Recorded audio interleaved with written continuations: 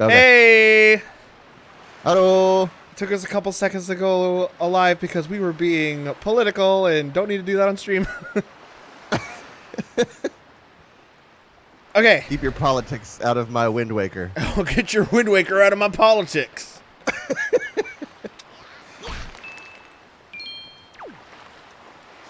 All right, let me make this full screen so I can.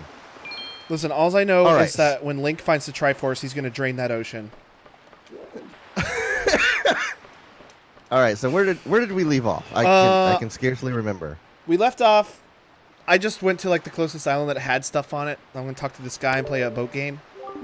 And I'm going to heavily use. Okay. I'm going to heavily use the emulation save states because I don't feel like doing this over and over and over again. This isn't the same as the Battleship game, was it? It's the same guy, but it's Oh. it's a different game. Gotcha. Guy really likes his naval battles. Yeah. Basically, I just Or got to maybe he shoot just- out. I got to shoot out these barrels in the ocean. And I got to He just guess. really likes his naval. He's always digging in his navel. All right, so I'm gonna save state here. Here's Quentin. And then I'm Deep gonna state save states. I'm gonna guess it's like a deep fake, but it's deep state. No, not 20. Deep state dark web deep fakes. All right, I'm gonna load this save state now. By the way, I'm loading OBS, so you're gonna get a little skip. It never bothers me. Okay. I know what it means now, so it's like whatever. Yeah. All right, now I'm gonna save the state. I heard your phone vibrate. You heard mine? I thought it was yours. It wasn't mine. Well, See, like a responsible streamer, I turned my phone off, so... Oh, that was the mic arm. It was. Oh, speaking you into the scooted the mic. mic arm? Yeah. I was like, what the heck? My phone didn't go off. Logan's gonna save Florida. I don't know what that means. What happened to Florida? I think it was 25. I should have remembered. Nope, it was not 25. It was like 45. I'm gonna load that save state one more time. He's saving the state. Oh, Saving. Yeah. I get it. I didn't before, but I get it now. Logan, I've had so many noodles today. Why did you have that many noodles? That's a dangerous amount of So- noodles. Yeah, completely irresponsible amount of noodles. So Shelby and I went to Ramen Tatsuya today. Lucky. It was real good. It'll do in a pinch when we're not in Austin and we can't go to Daruma, which is a current leader of like favorite ramen shops. I really like that ramen shop. It's so good. I also really like the one you took me to in Jacksonville, so... Clayton's gonna noodle overdose. That was what was that? Man, I Sushi actually House? got 2 of these right without having to cheat.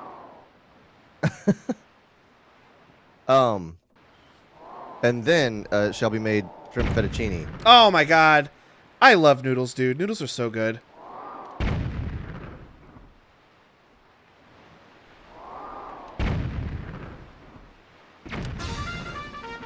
I didn't even need to cheat for that last one either because I just had so many extra bombs. Alright, I won. What did I win? I'm eating so many noodles over here. It's more like carb boredom. Hey, Clayton. When are you going to send me those nudes? Hot nudes. Oh my god. That is actually super good. I got the skull hammer. Oh shoot. That'll actually let me get into a dungeon. Because, nope, I don't have the iron boots, so I can't get into a dungeon with this. All right, Okay, this has to exist. Before I say it out loud, I'm gonna see if this exists. hey, Mike's here. I hope we all get to What's see up, Mike? them. Oh, the hot nudes? Uh, Clayton, when are you going to release your hot nudes?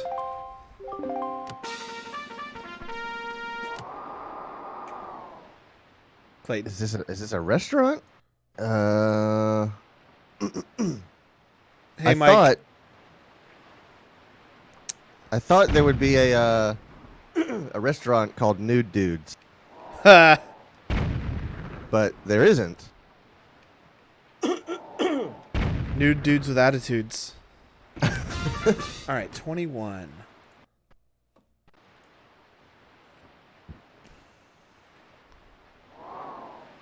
You could have like a dive noodle bar and call it rude nudes. You can open up a Dick's. What is that restaurant called where they're mean to you? I have no idea. It's called Dick's something or another, and I don't want to eat there because I don't like it when people are mean to me. I've never heard of this. It's called Dick's. Like the name on it is Dick's, and then it's called something else as a subtitle. It's not Dick's Wings, is it? No, and they're like Okay. they're like mean to you when you eat there. Huh. Like they won't give you a plate, and if you ask for a plate, they'll like draw on the table with a crayon and be like, "Hey, there's your fucking plate." Restaurant where they are rude to you. Dick's Last Resort. That's it. Dick's Last Resort. And I don't want to eat there because I don't like it when people are mean to me, but the idea is funny. Oh, wait okay, hold on. So, I'm looking at Dick's on DuckDuckGo with my safe search off, and I found some interesting search results. Foolish. Hey, Quentin, Logan, and Claybone. How are you doing today? Why do you call you Claybone? Is that a joke from last night? It's his thing. I came up with a restaurant that sells chicken legs, breasts, and thighs called Strips. That is me on strip pole. That's real good. Oh, the chicken leg wrapped around it. Man, that's good. That's only a good treasure marketing. chart. Treasure charts are going to be like the bane of my existence because there's so many of them. So, there's a couple of spots in here where they're wearing like these paper wraps on their head, and they have words written on them. And when Shelby and I were in San Antonio for PAX South, we walked by this restaurant where everybody was sitting out on the patio and had these things on their head. And I couldn't tell if they were playing like Heads Up or something like that, or I don't know what this game is. Hold on. Or I guess like the waiter will put a bag on your head and like write something mean on. Oh, that's loud. That's very loud. He'll put something on it like embarrassing about you, so that you get the rest of your party gives you the business. Well, that's mean. On brand. It makes me wonder about companies like that. About like whenever you have to go into like an HR meeting when they have to cut the act and go, hey, so welcome to your 6-month review. Yeah. That's what we're talking about. Dick's Last Resort, Mike. I don't see any appeal on going there because I know what the appeal is, but it doesn't appeal to me. Well, that's like similarly, I don't get r/roast me. Oh, I don't ever want to go there. That's what I mean. Like, I don't. It's such a bad time. I got called to HR because I was too nice. Says Quentin. That's funny. But like, shoot, what were we just talking about? Dick's Last Resort and paper bags on their heads. And immediately after that, I just said it and it's gone. roll back the tape. Oh, r/roast. Oh, right. I forgot about that. It's just like seconds ago, and then it was gone. There was this recent post about there's something like 17-year-old Russian looking for a reason to end it all, roast me, and everybody on roast me was like, no, dude, we're not. You clearly have some depression issues. We are not going to contribute to that. You need to. Yeah, roast me seems more like jaunty ribbing than like cruelty. Right. And one of the guys was like almost in character. He was like, "No, dude." He said something like, "Grow a spine, get cocky for no reason, and then come back so I can lay into you." Oh, it was just Streamlabs. I'm like, who wrote a paragraph here?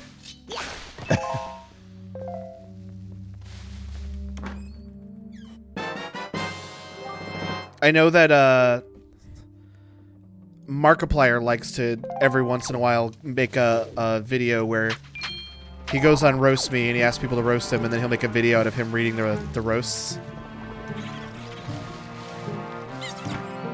Which I feel like that's what it's for. Yeah. Well, that's like mean celebrity tweets, which is pretty good. Oh, when celebrities read mean tweets about them? Right.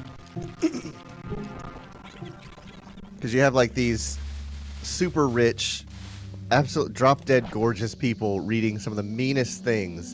And some of them are like actually nice people, and people are just being a-holes to them. I'm just like, man. This Goku cracks me up still. It's so good. I didn't find anything good in this cave. And there's 4 chests in here. One of which I can't get to yet, but... Dude, I about had a freaking panic attack today because I looked at my phone on Twitter and Yoko Taro was trending. Who? And I was like, the creator or writer or director of Nier Automata. Oh, okay. Let me get his details. I think you mean Drakengard. Right. Drakengard, Nier, Gestalt.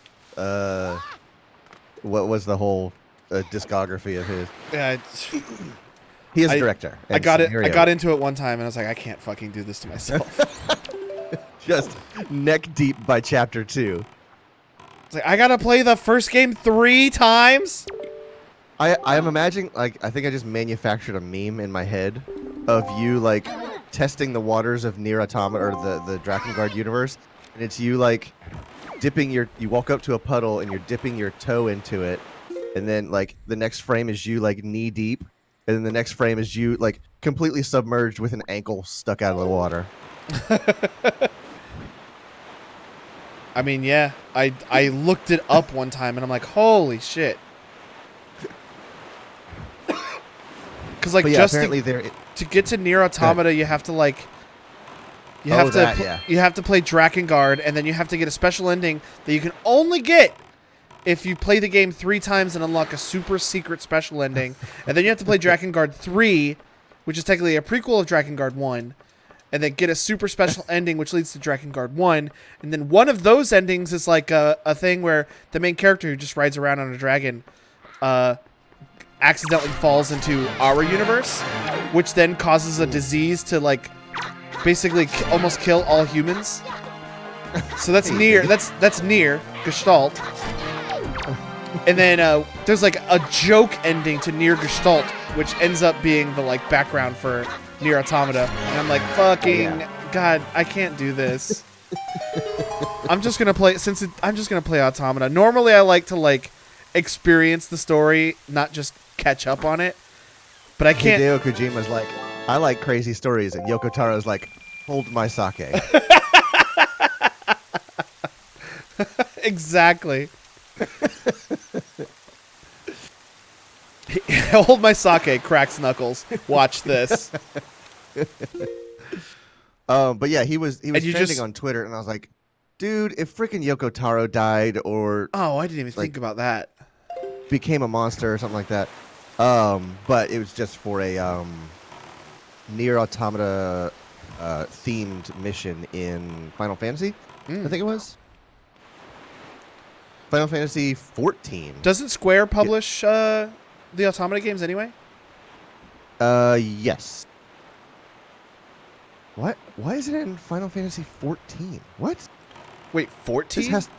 What? That has to be wrong. Is 14 the MMO one?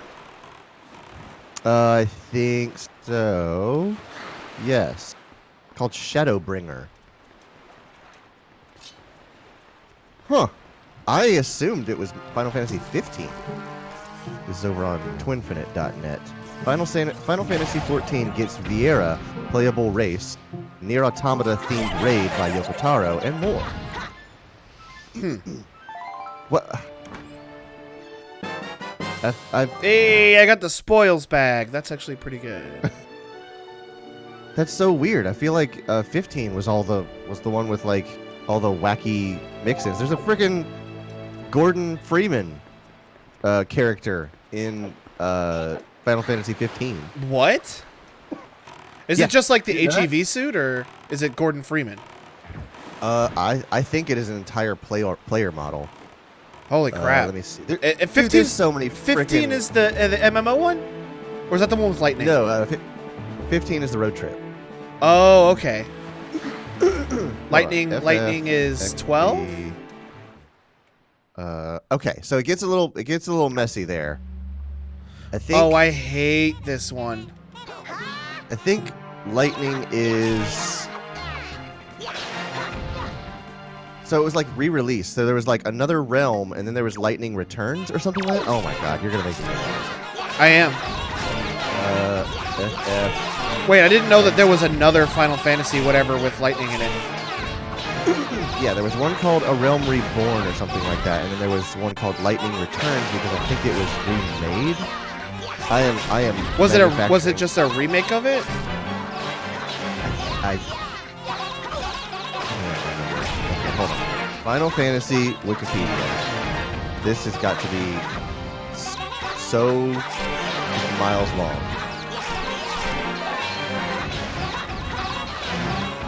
Final Fantasy. I have no autofill.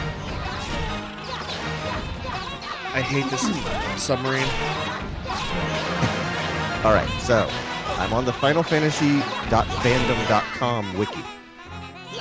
All right, so let me. So I'm gonna start at 10.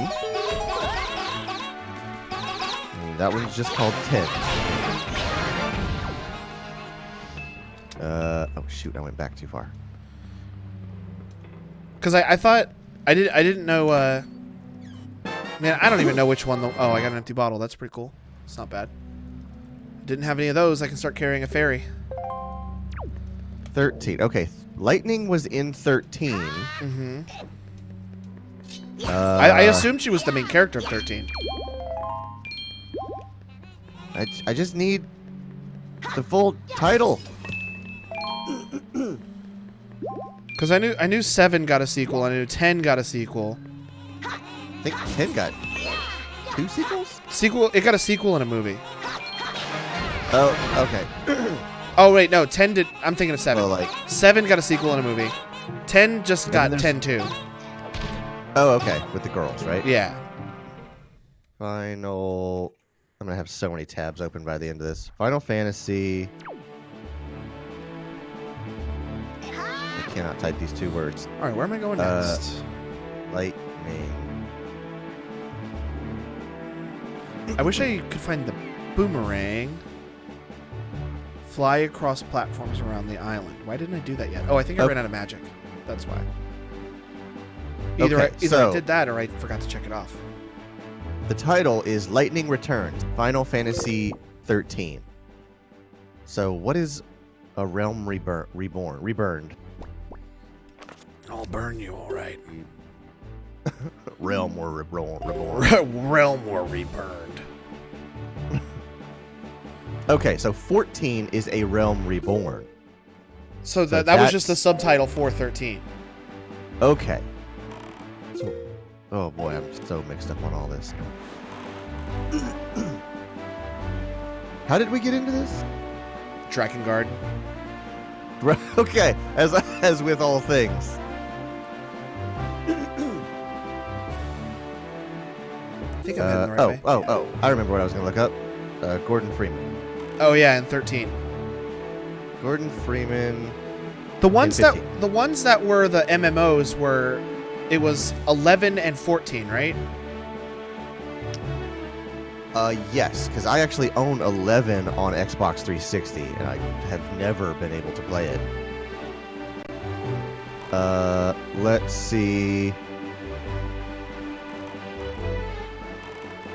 What's a good website to go to? That's not YouTube. Let's go to Polygon.com. That's a good website. Final Fantasy 15 on PC lets you play as Half-Life's Gordon Freeman. Oh. And that's Road Trip, right? What- Yes, that's the road trip with the boys. Oh, Hey, 1 bit. oh, your mom said Dr. Pepper a while Oh ago. yeah, I'm not supposed to be drinking Oh, soda. because you were but I'm drinking Dr. Pepper. Yeah, I'm not supposed to be drinking soda, but I'm drinking soda.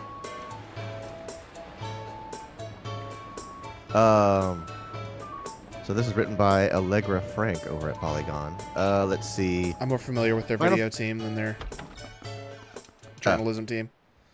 Final Fantasy 15 Windows Edition will launch on March 6th, and Square Enix has announced that there are several bonuses available to buyers.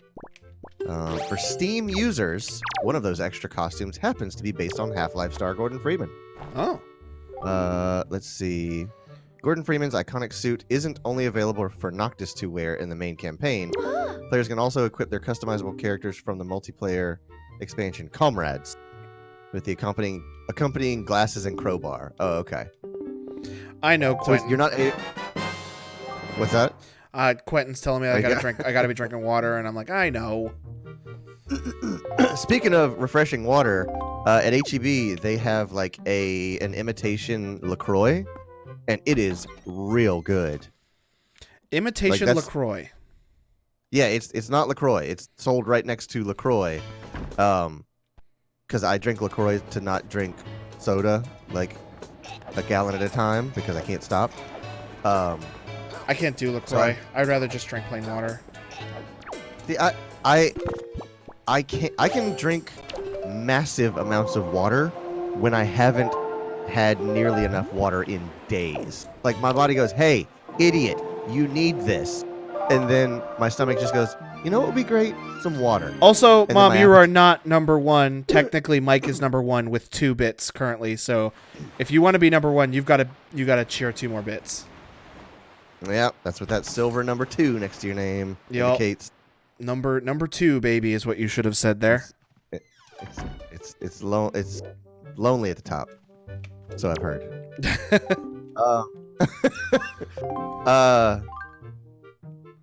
Again, what was I talking about? Oh yeah. So I started drinking LaCroix. Oh no. When I actually get thirsty, properly thirsty, I can down like 2 bottles of water just back to back, and I'm like, man, water is amazing. I should drink this more often. And then I don't drink it for another 4 days. I love it. I just like the Son Goku. Yeah, everybody calls him Son Goku. It's so dumb and great. Yeah, I am definitely not doing the 80 rupee auction. There you go, Mom. Now you're number 1. I'm not gonna get the 80 rupee auction. It's not worth it because it's just a treasure chart.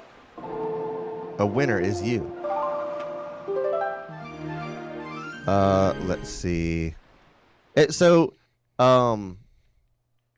Final Fantasy has gone on sale a few times, and every time it does, I'm like, is this the moment that I actually get into Final Fantasy? If I buy the Final Fantasy games, it's going to be a bundle, and it's going to be like all of them. You'll never play anything ever again. Exactly. Because I remember, I think it was around the time of like 9 and 10, they were releasing the games faster than you could beat them. Okay, hold on. They're selling an orange rupee right now. Okay. And they're selling it for 40 rupees. Well, that's the auction. How much is an orange rupee? An orange rupee is 100 rupees. Oh God. But the problem is I have a full wallet currently with 200 rupees. So they're going to give me the orange rupee before they take the 40 whatever rupees out of my wallet. So what's going to happen is and then charge you the 40 rupees. Yes. So they're going to if I win this auction, it's just going to be negative however many rupees this is. So there's no point of doing the 40 rupee auction either. So I'm going to skip ahead 2 more days and see what the 5 rupee auction is. That's so good. And if it's just if it's just nothing, then I'm going to not do any more auctions. Are these auction items randomized as well? Yes. Okay. So normally it wouldn't do that. No, because the auction items are usually like a joy pendant or a treasure chart, or there's like one good item, which I think is a heart piece. But the way that it works is they'll give me the rupees before they take the rupees out of my wallet. So I'll be spending like 40 rupees on 200 or 100 rupees, but really I'm just losing 40 rupees. Yeah. Anyways, what were you saying about Final Fantasy? It's just that it goes on sale every once in a while, and I have to like have the serious conversation with myself that is this the time where I get into Final Fantasy 15? Because it's realistically the first one that's grabbed my attention, and I'm just like, man, it looks so good. I have a PC that can run it at ultra settings. Like, it's got the active battle system. It's not just the menu battles. And I'm just All like, right. man, it's such a change of format for that game. So maybe all the things that I didn't like before, I would actually like now. Okay, none of the 'Cause it's options are worth it. It's almost a brawler at this point. You just get out of the car and mash square or X a bunch of times to beat the crap out of the thing that is 8 times your size. All right, none of the auctions are worth it, so I don't need to go back to the auction house. Cool. Speaking of games being on sale, I think Far Cry 5 is on sale today on Uplay for $15. You can also beat up a cactus. Oh yeah. I forget what the cactus are called. Cactar. Cactar? Okay. Mhm. Don't they like? Are those the things that run really fast? Yeah, they got like a run pose, like they're in the middle of a run. Okay. What they But I do they? I think what they normally do is like they have a lot of HP, and after like a couple of rounds, they'll run away. And if you can defeat them, they will they'll give you like a bunch of something. That's usually what they do. There's another type of enemy that like shows up in every Final Fantasy game. I don't remember what they're called, but they look like little goblins with a lantern. And in Final Fantasy X anyway, they will hit you for the cumulative damage that you have dealt the entire game. Oh my god. So you essentially have like one turn to defeat them or you are dead. Dang, dude. Yeah. Why can't I do this? Oh, All right, so I need to find the Ubisoft back up to their old BS again. Over here on they're on their old what is it? What's the fucking saying? back on my BS. Yeah. Over here at store.ubi.com, you've got the PC download for the standard edition of $15. It's normally $60, 75% off. That math adds up. You've also got the deluxe edition. I don't know what it comes with. For $23. You got the gold edition for $30. The Mondo edition for that's out of stock anyways. That's a partnership with Mondo because you get a vinyl. Oh, I thought you were about to say you get like a 6-pack of Mondo. Yeah, Mondo, cool. Okay, I need to go. Can I do the ghost ship right now? There's the Father, which comes with a figurine of Joseph Seed. I'm gonna wait till I have a bow. Joseph Seed. I'm going to have a bow to the ghost ship.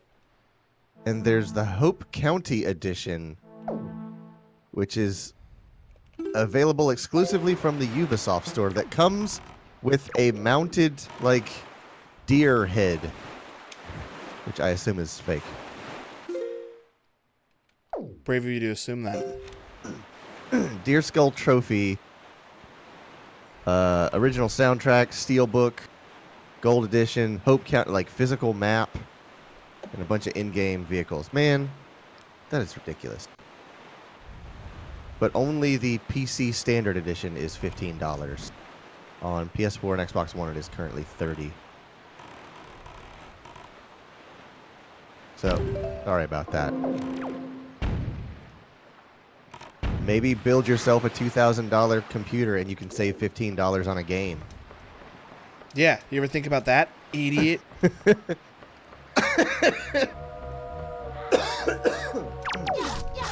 Speaking of computer upgrades, you and I got some accessory upgrades that we've just recently done. Well, oh yeah, I've done. You've yet to complete, but man, I can't wait. I just need a motherboard and a processor, and then I can upgrade. Oh, I was talking about your I was talking about your keyboard and mouse that came. Oh in yeah, today. I got them actually right here. If I can just show them on camera. Are they unboxed or are they out of the box? No, they're still in the box. I haven't opened the box yet. Oh, okay. Are they still MIB, mint in box? Yeah. Actually, Don't unbox them. Brandon opened the mouse, but Oh man, that one's lost its value. I got the Logitech G602 gaming mouse. Yeah, Got same one I got. 11 programmable buttons. You know what I learned last night? What? Quentin also has that mouse. Quentin has this mouse too? Yeah. And then I got the I got the Logitech G910 Orange Spark keyboard. It's got 9 individual programming keys with up to 20 mouse friends. Yeah, are we mouse buddies? Yeah. And it has like 4 different layers that I can program macros to. Yeah. So I have 27, I think 27 total like macro combinations I can do. Oops. That is a healthy level of customization. To be honest, I'm probably not going to use more than 1 layer of macros. Yeah.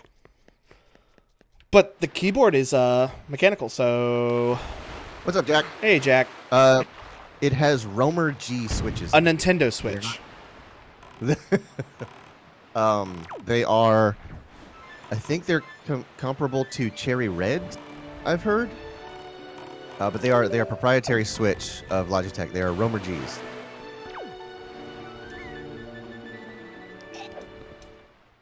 But they are quiet, but there's a like a linear actuation. There's not like an actuation point like with Browns or not Browns, but I think Brown? Blues are the loud ones. But yeah, they're pretty quiet, which are good for recording, so they don't get picked up on the mic. Unless, of course, you're wanting that. What, a loud keyboard? Yeah, in which case, go off with your Cherry Blues. I don't care about the loudness, but I do like the feel of a mechanical keyboard. Yeah. I like the way this one feels. Did I get the same one you have? You got the one with the same switches as I have. I have the wireless version because I have a 2PC setup. I need it switchable. So I got the 613. When I get my 2 PC set up, I'm just going to use 2 mice and 2 keyboards. Yeah, it gets way too complicated. I'm just. Oh, Triforce Shard, nice. I think there's. The Hayden says I've beat the game, Oh, nice. but have you beat it as Goku? Yeah, were you Son Goku? How's it going? I don't remember what I was saying. Oh yeah, I looked into getting like a keyboard that I could switch between 2 computers, and it was just too complicated. It was not easy, so I didn't even bother. I'm like, this is too fucking complicated. I'm not doing it.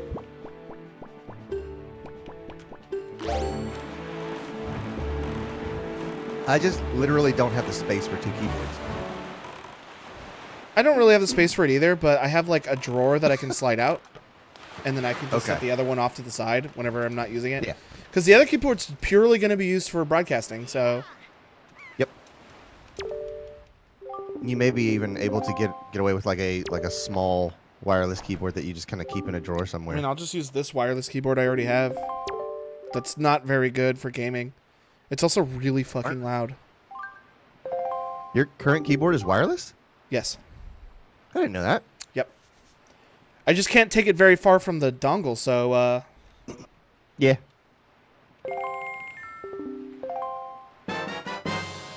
I got a sea flower. If I trade this for the exotic flower, I will be able to go back to Windfall and get a new item. But I have to go to Great Fish Isle to do that, and I'm trying to get a chest here, so... But yeah, we were talking about Far Cry 5. Shelby and I were earlier. And she was like, what kind of... Because she and I and Kwong played Far Cry 3 through as a 3-player co-op. And I couldn't remember what kind of multiplayer Far Cry 5 had. Far Cry 5 I think Far Cry 5 has a very similar one to Far Cry 3. If I know were to they have the guess. arcade. I'm not a professional. What are you gonna do? Yeah, screw you.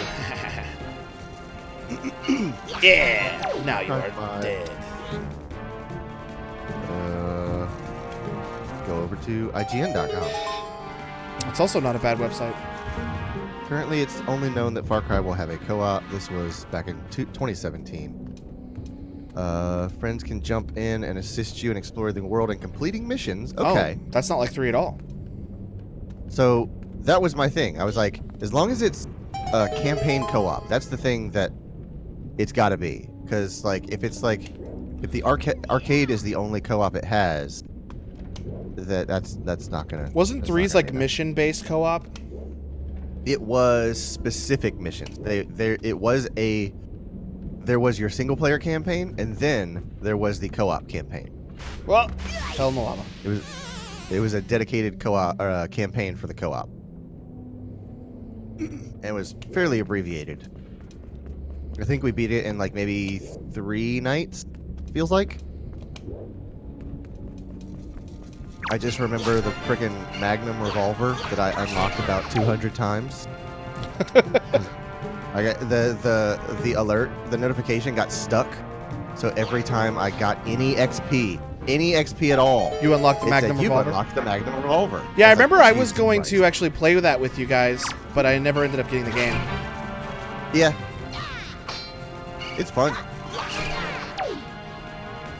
The Magnum revolver's great. Oh yeah, so I've heard. So maybe I will get this for her. It's only $15. 15 ducks. It's just money. You can go make more of it.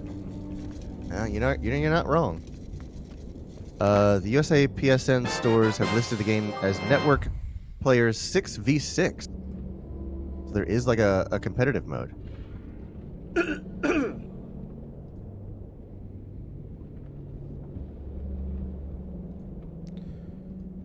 Next, where am I right now? I think I'm in Bomb Island. I can go to the right and go into the cave at Bird's Peak Rock. So I'm going to go east from here. I'm going to go east from here, go to Bird's Peak Rock. Are you eastbound and down? No, Oh, okay. down is west. I'm eastbound and right. Rightbound and up. Westbound and down. How about that? Yeah. Let's see. Oh, so I was on Steam the other day, as I often am. Catch me on Steam. Catch me on Steam. How about that? I was looking at the reviews for Assassin's Creed Ace Combat, the other AC game. Yep. Assassin's Creed, Ace Combat, and Armored Core, and only that's not true. I like all of those for their various reasons. I keep wanting to say But Altered Beast, but that's AB, not AC. But people are downvoting or like leaving bad reviews on Assassin's Creed because it doesn't support HOTAS except for the one that is sold with the game. Like there's a specific throttle and stick that is PlayStation branded, and that's the only one that works with the game. And they're like, I can't believe I can't use my X52 Cytec Pro on this arcade flying game. Yeah, but have you considered using the Microsoft Sidewinder? Right. With force feedback, no less. But yeah, like it's not a sim. It's not a simulator. You shouldn't be using a throttle and stick anyways. It's not a fun way to play that game, because it's similar to the way that I like playing racing simulators, but Forza has always given me trouble with a racing wheel. I don't know why. I can't play that game very well with a racing wheel. And then I realized, like, oh, this was built for a controller. They built this game to be played with a controller.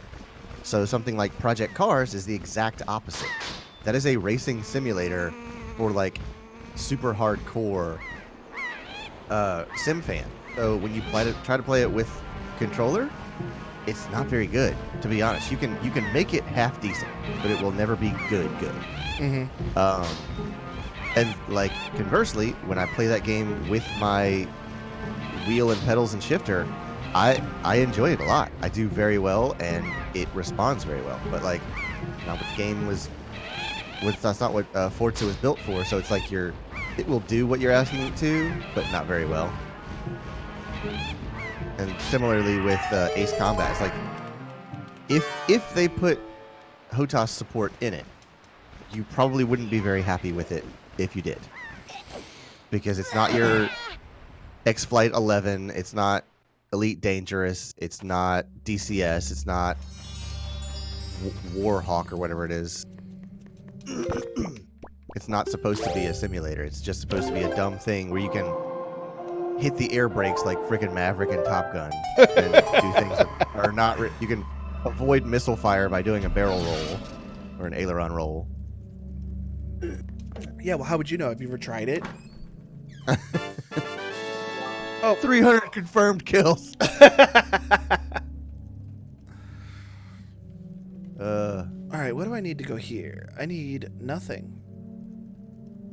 I don't have the hero's bow. Oh, but I have the skull hammer and a... Okay.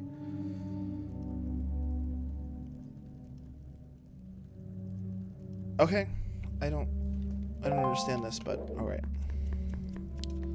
I'm gonna go south. Okay. Southbound and down. Mm-hmm. What's the next thing they say in that song? Loaded up and trucking. Are we Okay. gonna do what they said can't be done? Because I thought that they said fucking. Loaded up and thumping.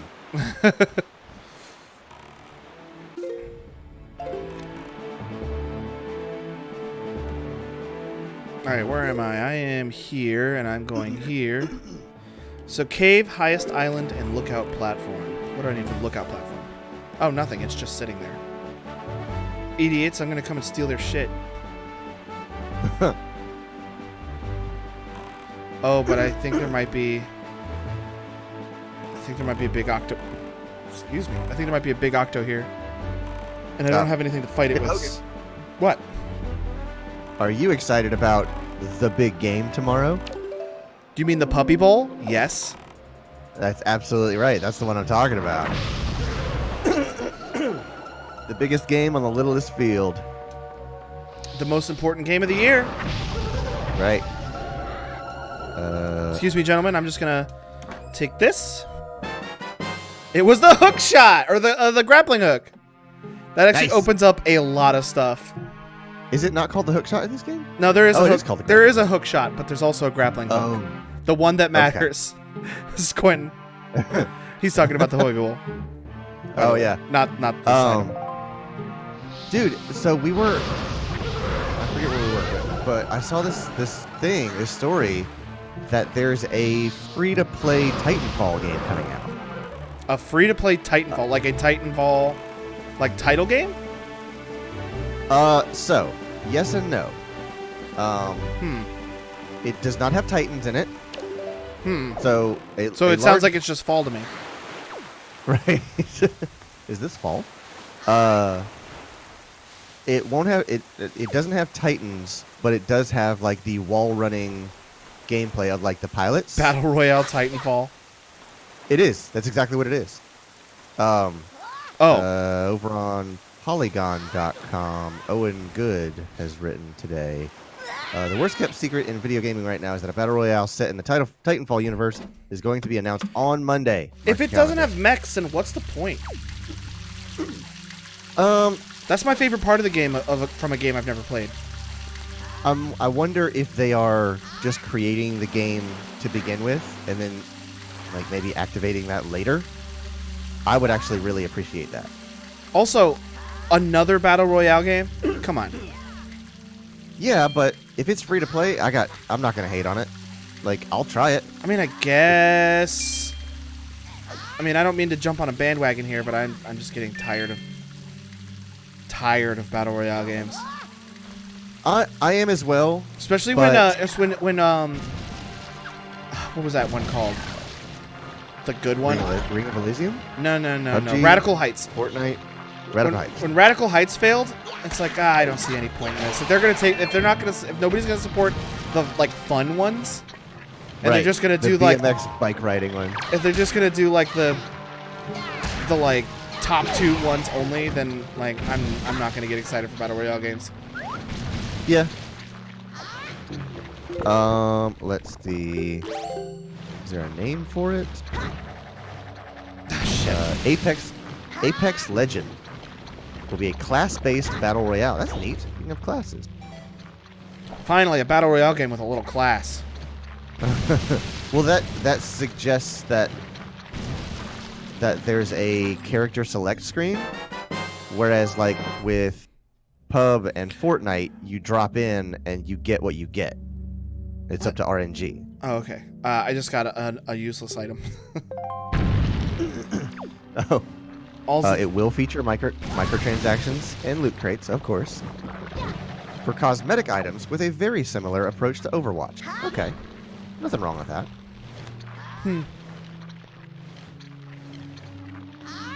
Let's see. I mean, I'm fine with them trying it. Like, it's, how dare you call mom useless? Oh yeah, it was a letter. It was a letter to mom, but it's not my mom. Remember when I did that mail sorting game and then I had to do it a second time? My mom. The guy who I had to sort letters for the second time, who was just like a guy. The first one was a bird person. Oh, I just got the master sword. bird person. Oh wow. Let's see what it does to the power pole. Oh yeah. Oh, that's boring. Does it just change it to the master sword? Yes. Oh yeah, it does.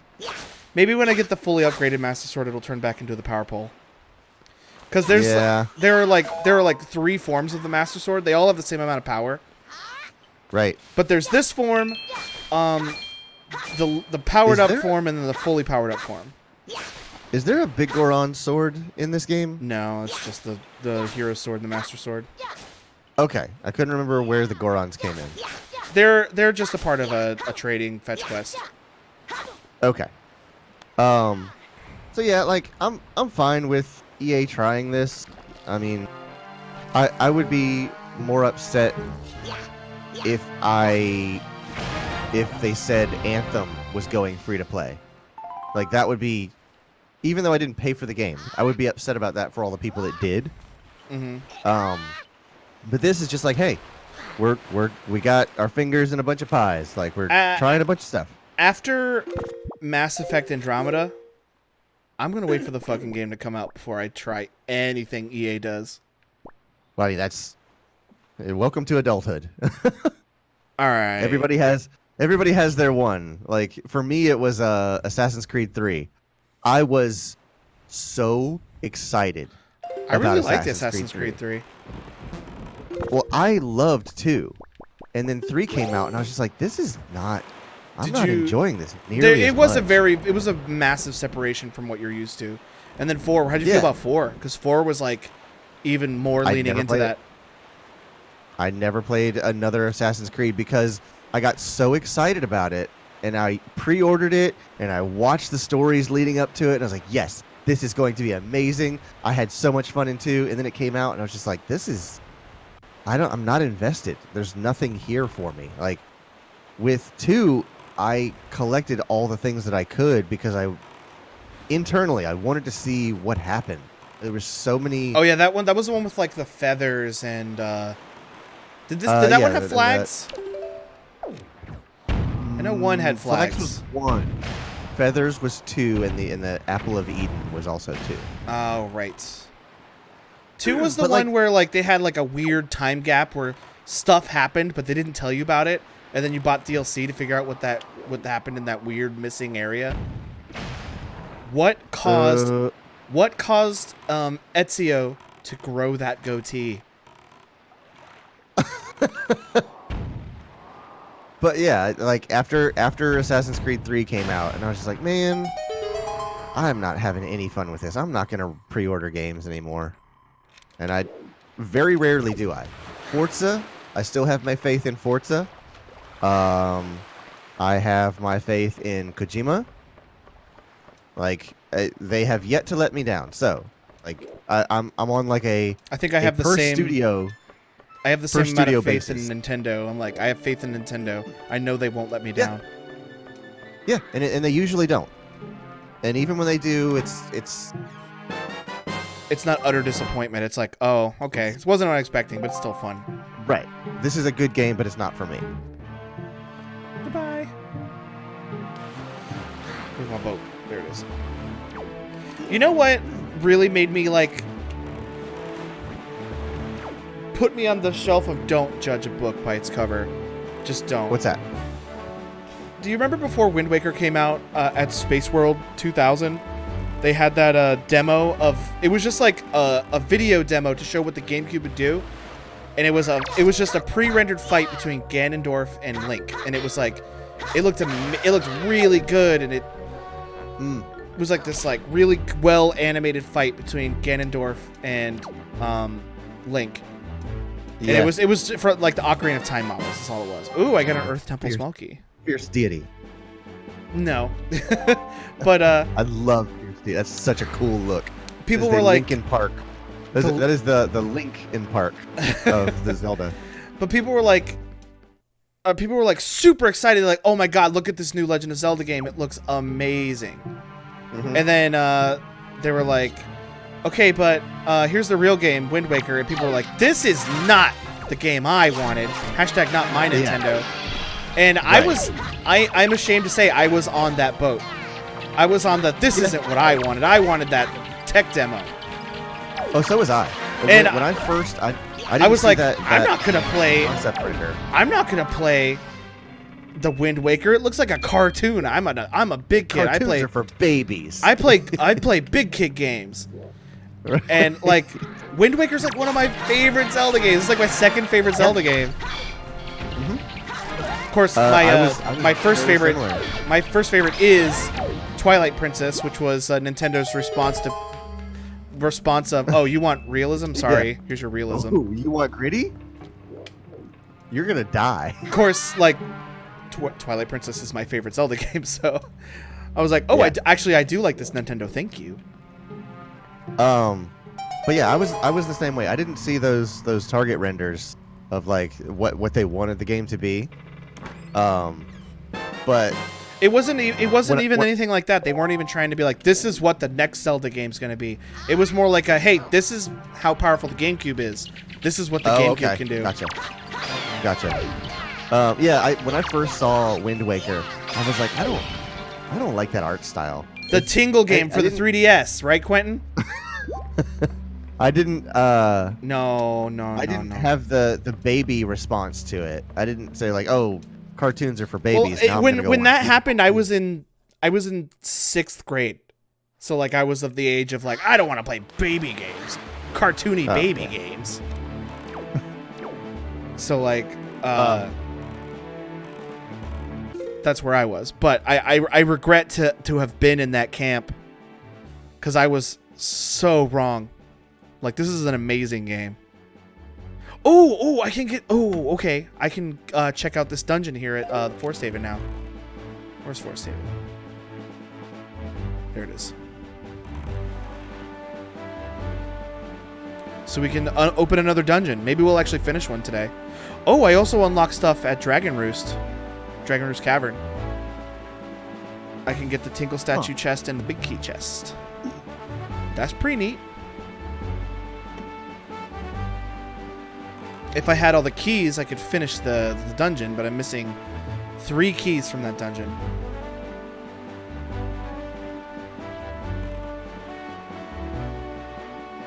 Let's see what else is going on. Also, here I am in 2019 playing the game again as Son Goku. Yeah. So, screw the haters. You know what I mean?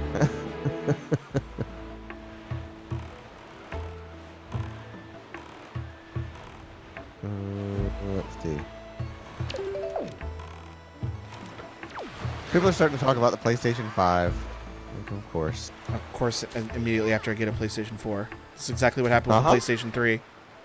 Yeah. So thank you for your sacrifice. You know what? I am the personal catalyst to move these generations of video games ahead. A new Raspberry Pi! My question is, like, how more complicated can it get? Like, I feel the same way about video cards. Like, I saw that video that you and Quentin sent me about the RTX whatever stuff. And I was like, okay, that does look pretty cool. But, like, yeah, it can't get much better, though, right? Like, this, it's getting pretty close to, like, as good as it gets, right? Like, it can only look so good, right? So, what is happening? The game lagged a little for a second. Here's the thing. I say that, but you know what? I've been saying that for 10 years about video games. We've been saying that for a decade. Like, I looked at Gran Turismo 2 and went, those are just cars. That's a car. And then they were like, the PS3 is coming out. I was like, why? This is perfect. You can't make it look any more like a car. And I was like, oh, wait.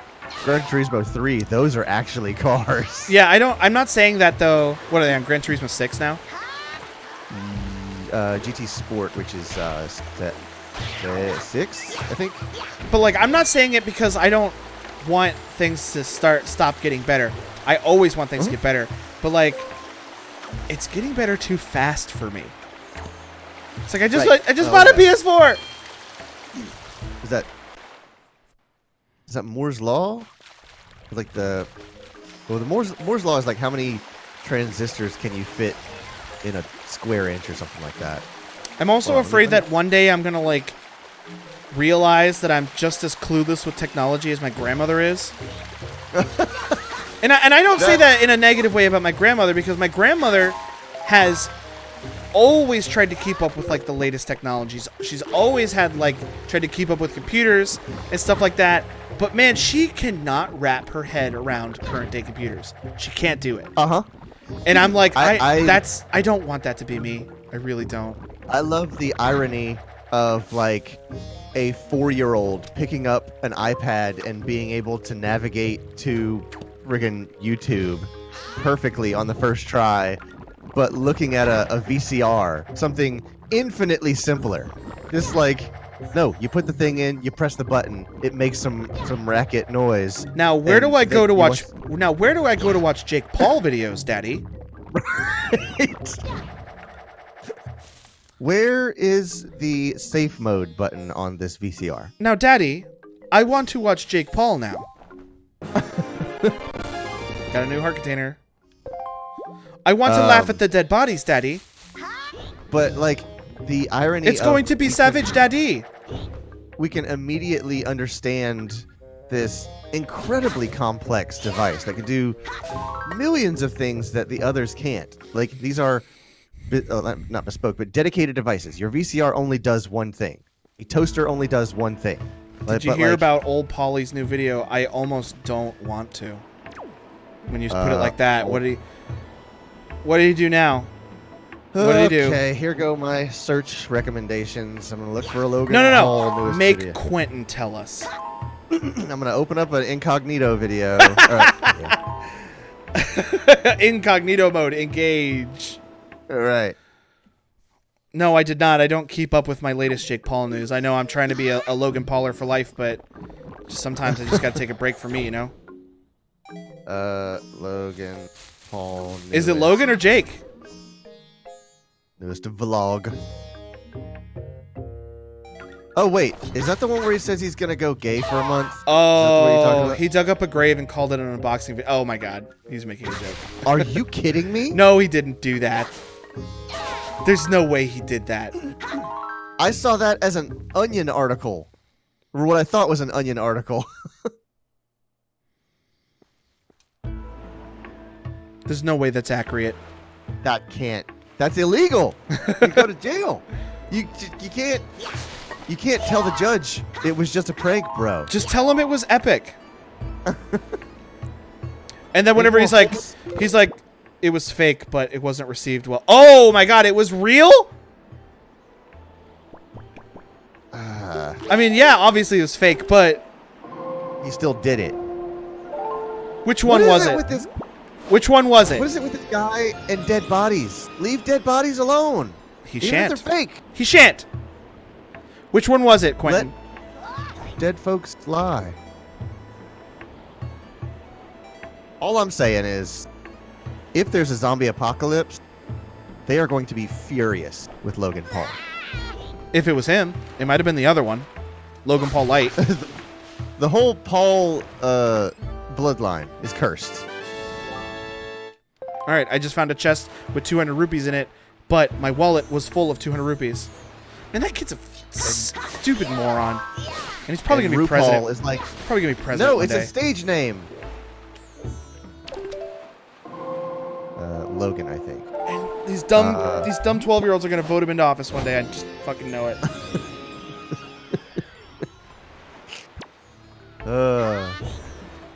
Back in more wholesome news, there's Please a new Raspberry get me out of here. Take me away. That'll cost $35 over on PC Mag. PC Mag?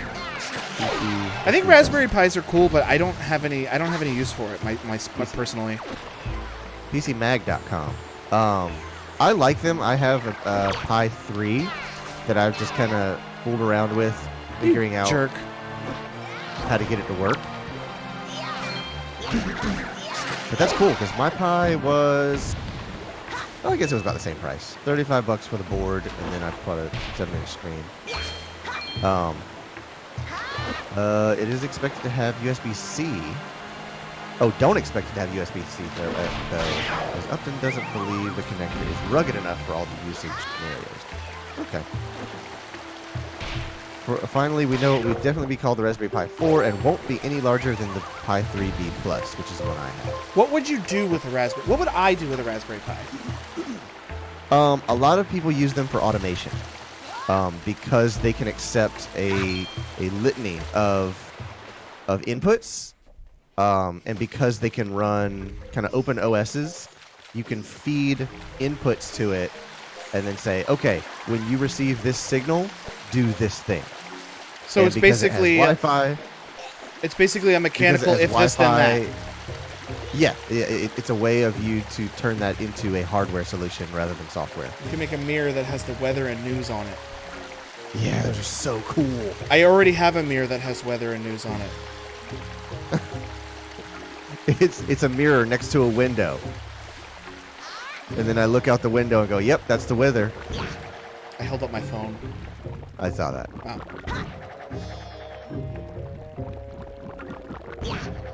I don't care what Black Mirror says. It's convenient, and I'm not stopping now. Oh yeah, there's no going back. I need to we get are rid through of the this. looking glass on I need this to get one. rid of this fairy. Way to be tolerant, Logan. Listen, it's 2019, and ethics are out the window.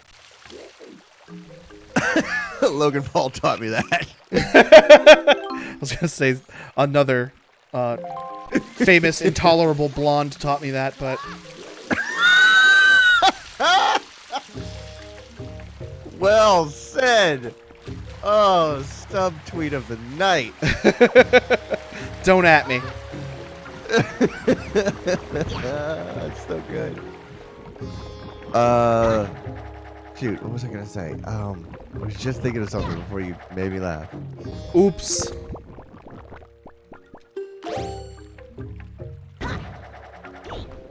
Shoot, I was just looking at. One of the coolest things that I have seen done with Raspberry Pis was an old coworker of mine had a friend that was really into flight simulators. Was his name Michael McRoberts? Right. He had a PC that ran his flight simulator, but he had like a dozen or so Raspberry Pis dedicated to each instrument panel. So he had like the altimeter He had his pitch. He had a weather radar. He had all of this stuff on dedicated panels that were each running their own individual Raspberry Pi. What And is it's like, what is Shelby playing right now? what do you mean? Quentin says I'm not surprised by what Shelby's playing right now. Oh, I assume she's playing Farm Together. Because she's not on Invisible on Steam. Farm by yourself. She confirmed she is playing Farm Together.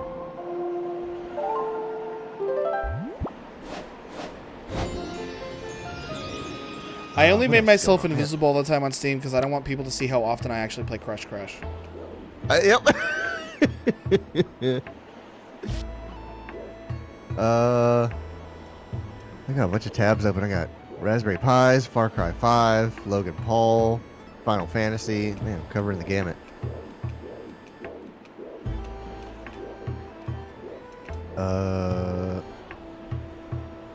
Let's see. I wish there was a faster way into the Forest Haven dungeon. Oh, why did I wait? I don't need to wait for this tornado to go to this part. Oh, shoot. I need the tornado to get to the dungeon.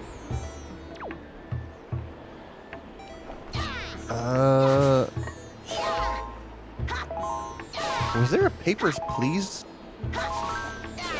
movie? Not that I'm aware of. Okay. So over on Polygon, by another one by Owen Good, busy guy. Beholder is an acclaimed indie game for PC whose dystopian themes and conflicted choices are similar in tone to Papers, Please.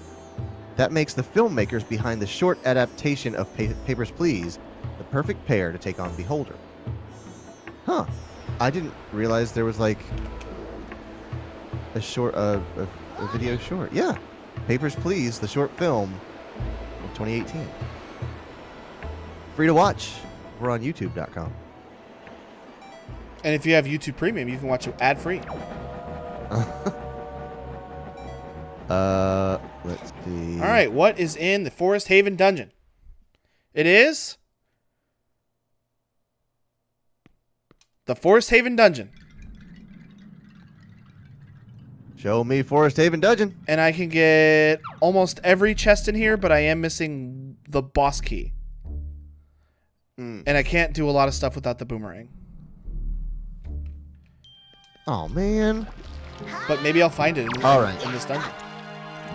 This is something directly affecting me, and I hate it. Uh-oh. Over on carbuzz.com, there's some bad news about manual transmission. It's too hard. Just do automatic. For years, manual transmissions cost less than their automatic counterparts. The latter was viewed by automakers and consumers as a premium feature. And then for some cars, such as the Porsche 911, the situation morphed into manuals becoming a no-cost option. Unless specifically requested by the buyer, an automatic or dual clutch was standard. That needs a copy editor. In my car, I was considering getting a manual for cheapness, but the only version of my car that came with a manual was it had no cruise control, no power windows. Yeah. It basically was like everything was stripped out of it. Yeah. So I'm like, well, I guess I'm gonna get an automatic because it's 2019. Well, actually, it was 2015 at the time. But the bad news is this. According to Cars Direct, manual transmissions are actually becoming more expensive in certain segments, such as specifically hatchback. Proof is in the numbers as usual. The all-new 2019 Mazda 3 hatchback, for example, carries a base price of $21,895. But if you want one with a 6-speed manual, then you'll have to pony up at least $28,000. That is a $6,500 increase. $28,395. Are you kidding me? The manual only comes in the premium model, which is absolutely backwards. Because if I want a manual, that probably means I want something like sporty, and the premium model has like a bunch of upgrades that I'm not gonna want. I hate that. Sorry, buddy. Like, the thing that I love about my Eclipse is that there's freaking nothing in it. It's basically a go-kart. Like, it has power windows, but it has cruise control and air conditioning, but there's no power seats. There's no heated seats. Like, the audio isn't great. Like, it's just a fun car to drive.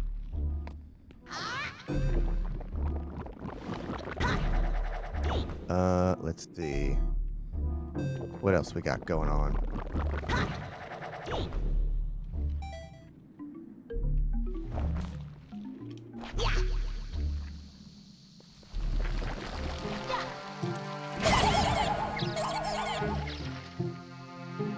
Everybody's talking about Kingdom Hearts 3. Oh, I'm playing Kingdom Hearts 3 right now. Well, I'm playing Legend of Zelda Wind Waker right now. It's like, wow, this looks a lot like Wind Waker. What if I could just change the fucking character model to Sora? Like, all I need to do is change that. I could just change. Yeah. Oh, that'd be so good. It'd be like a little Navi as like Goofy or something like that. Yuck. Hey, listen. Sora. Brandon and Ashley were over here earlier, and I was talking to when we were on off time from the project we were working on, I was playing Kingdom Hearts, and I was trying my best to explain the story of Kingdom Hearts, because good luck. Because I understand it, but I've been playing the game for over a decade, so like I understand the story kind of mostly, but like they were like, well, why is this happening? I'm like, oh boy, that's a 30-minute lecture right there. I could take everything you've just said and apply it to Metal Gear. You know what? Fair. So wait, he's a vampire? No, he's not an actual vampire. No, it's nanobots. And the answer to any of your questions is nanobots. Nano machines. But he fell to the bottom of that pool full of like super dense water. So he couldn't get to the top. How did he get out? That's also the answer to a lot of stuff. Is he sure did. Or just like an ignorant, just like, yeah. What? What's the problem here? What's the problem here? Are we gonna have an effing problem?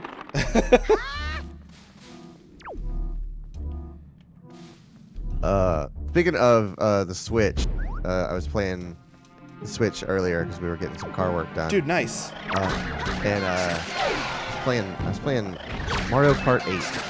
Man, that game's just a good time. That's just a good time. Happy. It's got good music. And it got me thinking of like how they created the Switch and like the optics of the Switch. And like, yes, those red and blue Joy-Cons are obnoxious colors. I like them. But you will never ever not know what someone is doing with those in their hands. Mm-hmm. Like we were on a plane and we looked across the aisle and it was two people playing Smash on the plane. I was like, I know at a moment's note, at just a glance, exactly what they're doing. And like that's incredible because that means your device is advertising itself. Yep. I want to get like I want to get the purple and green Joy-Con pack. Oh yeah, those are Splatoon? No, the Splatoon is like two different colors, but there's like a purple and green pack. Or it's not purple and green, it's pink and green. But I want to get that. And originally I was like, well, now I have to buy the red and blue pack, because if you get the Switch with the red and blue Joy-Cons, if you buy the red and blue Joy-Con packs by themselves, it's the other Joy-Cons. So basically you would have two sets of the same color. And I was like, well, I have to get that so I have a complete set. But then I was like, wait, why though? Hold on. So if you bought, so Shelby has the standard Switch with red on the right, I think. Just for the sake of argument, let's say the red is on the right and the blue is on the left. Yes. Does that mean if you bought the red and blue Joy-Cons, they are on the other sides? Correct. Whoa, I didn't know that. Yep. So That's crazy. that way if you want to have 2 red and 2 blue, you just buy that pack if you brought that Switch. They also sell 2 packs of just the red color and just the blue color, so like no matter what kind of Switch you buy, you can always complete the set. So when you say they're the red color, are they the standard red or are they Mario red? They're not Mario red, they're the standard red. But on That PlayAsia.com, frickin' Mario red is so good. right now on PlayAsia.com, you can buy the Mario red Joy-Cons in a pack by themselves because they sell them in Japan. They don't sell them here. Yeah, so good. I love that color. I'm very much considering buying the Mario red ones. Yeah. But I think I'm just gonna buy the pink and green ones. Because originally I was like, I gotta have the whole set. But you know what? I don't gotta have the whole set. If I have one of each color, I feel like that would be more enjoyable to look at. Yeah.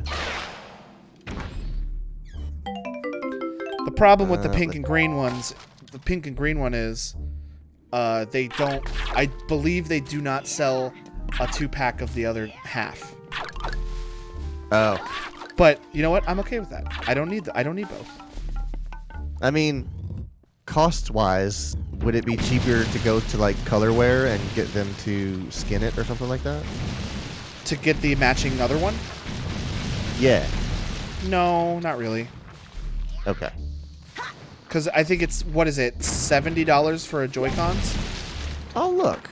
I believe it's $70 on Joy-Cons. But Joy-Cons, ooh, a bottle. Joy-Cons go on sale all the time on Amazon. I follow it. Colorware. Custom painted products and skins. But if you're doing Colorware, you also have to buy a pair of Joy-Cons anyway. Oh, is it not even an option to send them your stuff? I don't believe so, because I believe Colorware had a booth at RTX, and I was like, "Hey, if I bring my Joy-Cons, can I just?" I remember that. Can I get my Joy-Cons done? And they're like, "No, it needs to be new." I'm like, "Oh." I remember that. Yeah, because they don't know if you've dropped it and like nudged it like a millimeter to the side. Yeah, because what I was asking was basically trade my existing Joy-Cons for some of your cool ones at a lower price, and he's like, "No." Fair enough. Nintendo Joy-Cons. There's green and purple, the first ones that I see. They might sell two.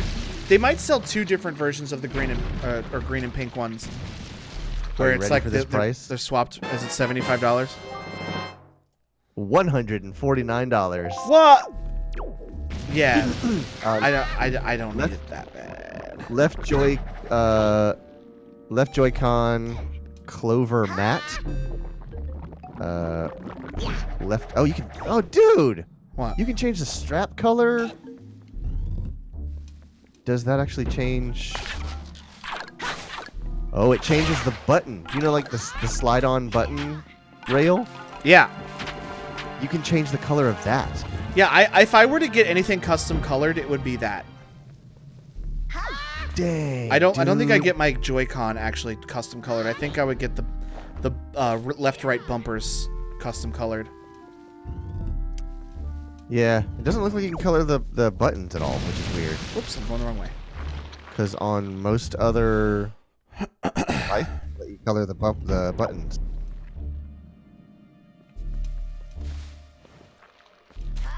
Tall room before mini boss, huh?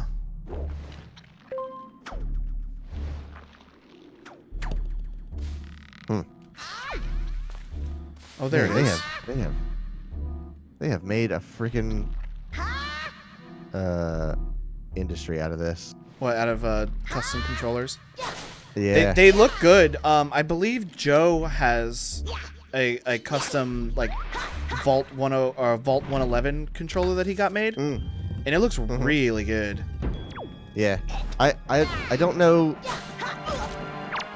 Is it like a dye that they put on the plastic, or is it an actual like microfilm that wraps around it? I could not tell you.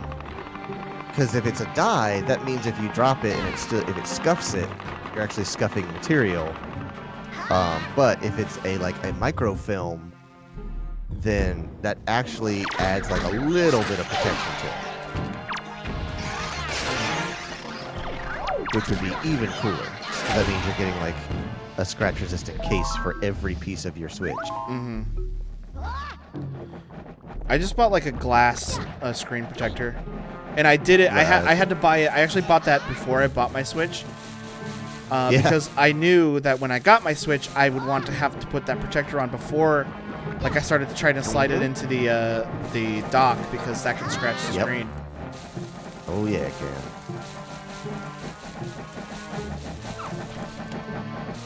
Excuse me, sir. Excuse me, sir. Excuse me. Oh yeah, this room. How do I get over there? I think I have to come from the other direction. And I don't have the map for this dungeon. Oh, you know what? I think I can just hover across. Just call Nimbus. Nimbus! Problem is, I don't have the boomerang, and these things are going to hurt me if I try to float across. Mm. I see the chest right over there. Yep, okay. There's a thing here. Chest across from red hanging flowers. Wouldn't call these flowers, but okay. They're beautiful. Uh-huh.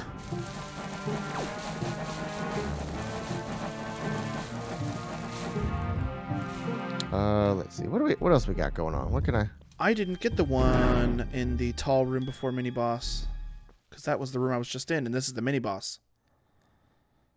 This guy's a real asshole. But I've got the Master Sword, so I can hit it a lot harder than I normally could. I've got the power of God and the Master Sword on my side. I love the mini boss song. Turn it up so I can hear it. Oh yeah. That's a pop. What else we got going? Oh no, I can't get out of this room. Why can't you? Because I don't have the boomerang. I'm gonna have to save and quit. Really? Yeah. That doesn't seem possible. What if you beat the mini boss? Because what I'm supposed to do is get the boomerang, and then above the exit door is 2 crystals that I'm supposed to hit with the boomerang to open the door. But I don't have the boomerang, and I highly doubt that that chest will contain it. Well, do a save state. See what the chest contains. I mean, I'm already in the room. Doing a save state won't do anything. But I mean, It was a at sudden what restart. moment? At what moment is the loot randomized? It's randomized before I launch it. Remember, I gave you a document that basically tells you what everything is. That's right. Yeah, I have to save and quit. See, that's weird. I thought this whole thing was supposed to be like fail-proof. Do you want to continue playing? No, I can keep going. Like, in the game, I can save and quit and then say don't continue playing, and it'll take me back to the beginning of the dungeon when I go back in. Oh, so okay, it's not. right. It's like a soft lock. Gotcha. I thought you meant like progress is frozen, so you're going back to a previous save. Oh no. I'm not going to lose anything.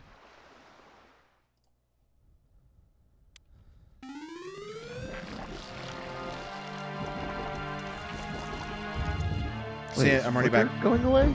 Flickr? I haven't used Flickr in years. Apparently, neither has anybody else. In fact, I don't think I've ever used Flickr. I think I've just looked at it a couple times.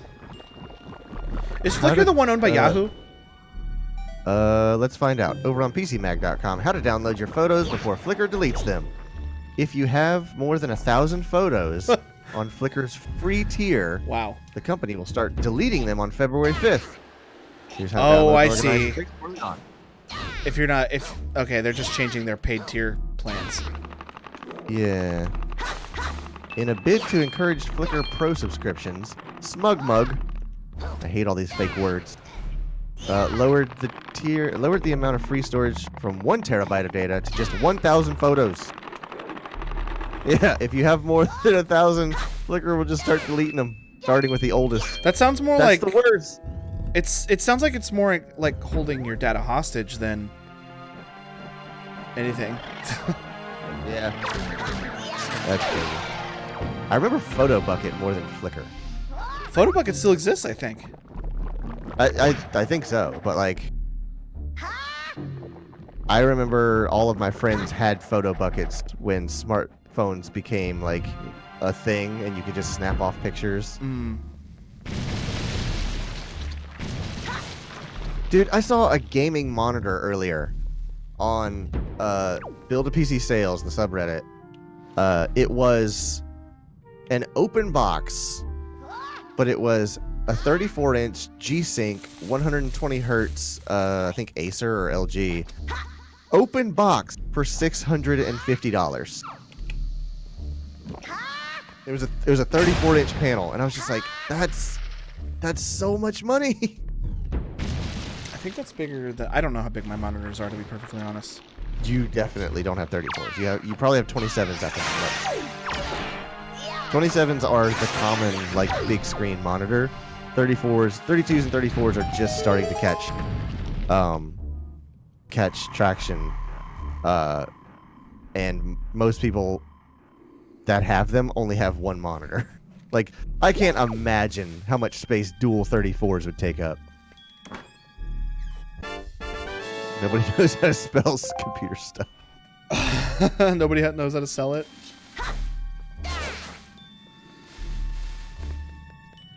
Tall. Like, I would love. Go ahead. No, I was talking to myself. I would love. I think my absolute perfect setup would be like a 34 in the middle, and then like 27s turned portrait mode on the sides, so that I could read chat and have any other sort of documents off to the sides. Mine would be my two monitors I have now. A larger monitor in the back for media. Like if I'm watching a YouTube video, I can have that in the back. And then a portrait mode monitor to the right with for chat and stuff.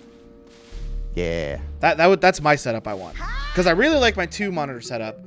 And I want a third monitor for media and a fourth monitor for chat.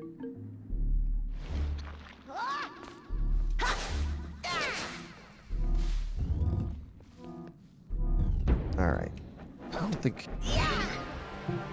Everybody's talking about the Marshmello concert. Oh, yeah, that was really cool. What? I don't know anything about that. What was that? Marshmello's a DJ, and he did a concert... Okay. He did a concert in Fortnite, which honestly, like, I know a lot of people are memeing about, like, oh, Fortnite's dumb for kids, but, like, the fact that there was a concert for free in a free game that millions of people could be at the same time, I think that's pretty cool, to be perfectly honest. That's incredible, yeah. I liked that idea. Free concert in a free game. I mean, come on. Yeah. PlayStation used to try to do that. You could watch the PlayStation announcements in PlayStation Home on PS3. Yep. Because there were movie theaters in PlayStation Home, and I never had good enough internet to do it. But so I don't know if it ever worked the way they said it did. But I always liked the idea of just like I'm literally in a theater with other people that are just as excited about the same thing I am. Excited or furious, knowing the internet.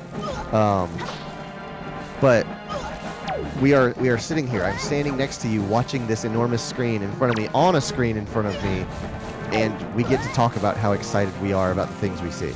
Like, that's such a neat idea. And now you can just do it while you're flossing. I don't know. I would assume that they made it for during the concert. Like, if I were to do this concert, I would make it to where you can't kill each other, and the circle closes in on the concert, and then when the concert was over, the circle just encases you and kills you. That's so cool. That's what I would do. I don't know. That's a great idea. I don't know if that's what they did, but if I was in charge, that's what I would do. And they play closing time as the circle gets smaller. I don't know, like, I don't know who the DJ is. I never heard of the DJ, but like, there were millions of people at this free concert on a free game, and Yeah, that's great. super cool. Yeah. All right, I think that there's nothing else I can do in this dungeon until I get the boomerang and the big key. I need both of those things to do more stuff. Oh, I got a cat. If I had the big key, I could fight the final boss. I can't do anything else until I have the boomerang. Yeah, I can't do anything else until I have the boomerang. Oh, so going back to a previous conversation before we get out of here. I was like, what's a game that I can test this mouse to see like if the settings are how I like it and if the sensitivity and like the button mappings are how I like. Doom. I can play Doom. Hell yeah, dude. That is precisely what I did. I was like, I'm playing freaking Doom with this mouse, and I bound my keys, and I was like, this game is so amazing. That's awesome. It's so good. All right, I believe there is a pot over here. Yep, I can teleport to the other dungeon that I can do stuff in. It's not the first game I played with my new mouse. That would be Crush, which the best way to break in a mouse is to play a clicker. That's really the only responsible thing you can do at this time, I feel. Can confirm mouse clicks. This guy clicks. Yeah, he does.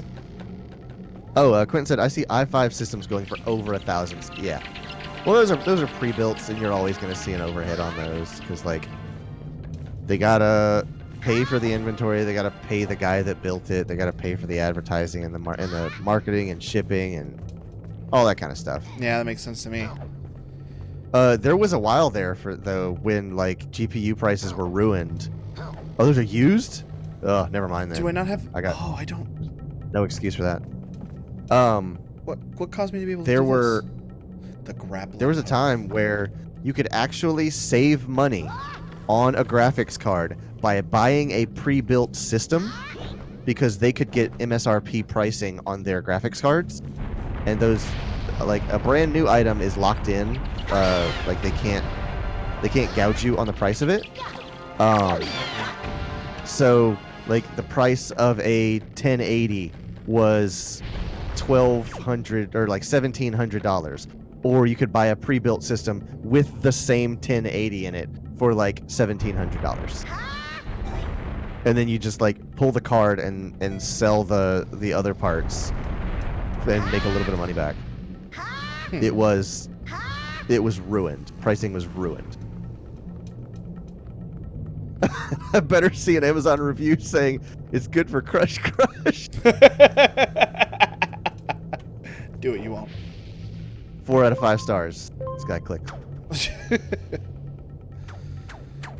All right, this will open the doorway to the big key room. Oh, are we actually gonna do the boss fight? Oh, we're far away from the boss fight. Unless the big key of this dungeon is in this room. Okay. Which is very possible. You never know. Okay, in the original version of this game, I have a cheat sheet. True. You could know. And I gave it to you to look at your own leisure. I'm not telling you to not look at it. Right. But in the original version of this game, there was... Do you know what the Tingle Tuner is? Yeah. Well, this is where a chest was if you had the Tingle Tuner. Whoops, didn't mean to pull the bomb out. It was a GBA thing, right? Yep, it was the GBA connection. But in the Wii U relaunch, they couldn't do the Game Boy connector. So instead of doing where the Game Boy connector was, if you knew where the Tingle chests were, you could just bomb the ground where they were and they would appear. And they made that into this version of the game where you could just bomb where the chests were and it'll give it to you. It's probably going to hurt me, but whatever. Yep. See, there it is. That's where the Tingle chest would be if you had the Tingle Tuner. So cool. And I just so happen to remember where they all are in other dungeons, so that's not a problem. If you had the Tingle Tuner, do you still have to bomb it to get it? Or does it just show it? The Tingle Tuner is not compatible with the Dolphin emulator. I mean, in the correctly configured version. In the GameCube version? Yeah. No, you need the Tingle Tuner to reveal the chest. But the only thing that in order to reveal it, do you still bomb it to reveal it? you'd bomb it with the Tingle Tuner. Oh, okay. Because the Tingle Tuner can drop bombs. Ah, fuck. The Tingle Tuner can drop bombs, and it would basically... A notification happens on the screen if you hover over where it is. It's like Tingle's... You can hear Tingle do his weird laugh or whatever, and he's like, there's a secret around here, and you drop a bomb in that little alcove right there.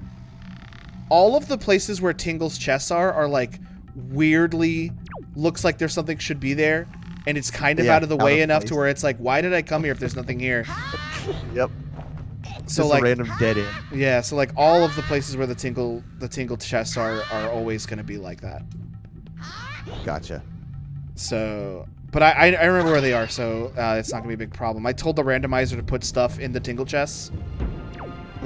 So, not going to be a problem. TBH. What are you going to do? Okay, so What you going to do? What you going to do? I have now seen this name 3 times today. Shaggy? No. I did, however, I saw a bunch of Shaggy memes, and then I did like a search for like Shaggy meme origin or something like that. And I saw a picture from like a year and a half ago of like someone basically doing a picture that I saw 3 days ago. And I was like, this is such an old post. It just sat unviewed for a year, and someone goes, oh shoot, Shaggy, that's the next thing.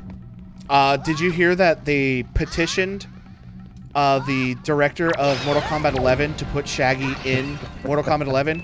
And not only did he say, yes, I will try to get Shaggy in Mortal Kombat 11, but I'm going to try to get Scooby too.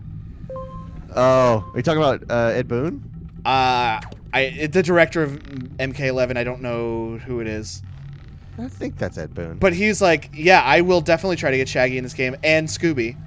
I don't see it happening, to be honest. Great. To be honest, I don't see Shaggy and Scooby in there. But how cool would that be? Have you seen the characters that are in 10XL or Mortal Kombat XL? Yeah, it's like the Predator and a Xenomorph and Warde. Yeah, it's not the crowd that I could see Shaggy running with. But I mean, like if there were to be a fighting game to have Shaggy and Scooby be Mortal Kombat 11. As I started to say it and then I confused myself. I was like, if there were a franchise to get Shaggy, I was like, no.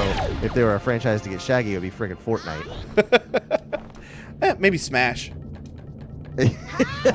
Shaggy and Smash win. Scooby, what are those things called? Assist trophies. Scooby assist trophy, but Shaggy playable. Right. All But right. no. So, I've seen the name Project Z numerous times today. Project Z. Oh, that's the new Dragon Ball game that they teased, right? Yeah. I don't know what that is. I don't know what it is either. So, like, we've got Dragon Ball Fighters, we've got Jump Force, and now we've got Dragon Ball Project Z. Is this Dragon Ball Z Renaissance? Jump Force is like a different thing altogether. Jump Force is Smash, but for anime. Yeah, it's anime Smash. Smash anime. Like, that game kind of almost got me from the pre-order like bonuses. Wait, I got a better name. Super Smash Brothers Animele. All right, that's pretty funny. I'll give you that one. All right, so this one is Headstone.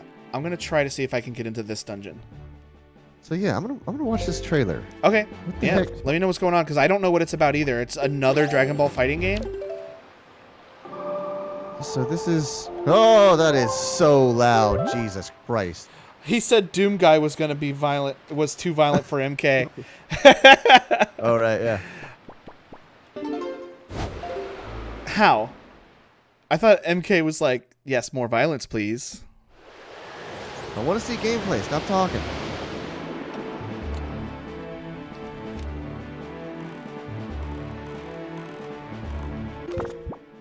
Okay, this is just a bunch of dudes talking about it. Goku's story, the focus Oh, Goku's story, the focus of upcoming Dragon Ball Z action role-playing game? What? Over on Variety? That has very much piqued my interest, actually. Okay, here's a PlayStation announcement trailer. Dragon Ball Project Z. It's got a PlayStation logo on it and everything. Cool. This is what I'm talking about. 2 minutes, 11 seconds long. All right, so they're talking about Xenoverse 2 in 2016. 2018, Dragon Ball Fighters. All right, showing some screens. I can't get in here. 2019, Dragon Ball Z. Project Z. Action RPG. Oh, shoot. Here we go. Oh, boy. Okay. You're gonna have to give me more details than oh boy, okay. I like this a lot. Clayton, you gotta give me more details. It's Gohan walking up behind Goku. He's sitting in a forest now. Goku and Piccolo are fighting. Oh no. There's a Kamehameha. Oh no, Clayton. I like this art style a lot. Oh no, Clayton, I'm gonna buy another Dragon Ball Z game, aren't I? I'm still waiting to see gameplay. I can't tell if it's open world. It looks open world. Because I recently just bought Xenoverse 2 and Fighters. Mm-hmm. There's Frieza. There's Vegeta. There's Krillin. I hear Japanese voice acting, so that's a grandmother. That's a Spirit Bomb. I really like this art style. It's so good. Is it like Fighters? No, it's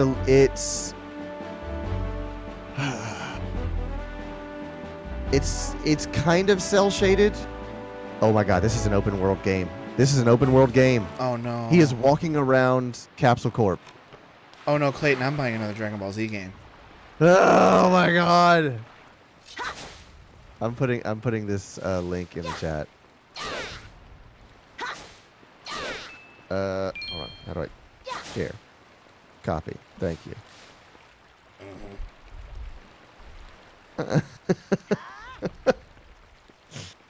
No, Boo's not in this game, Quentin.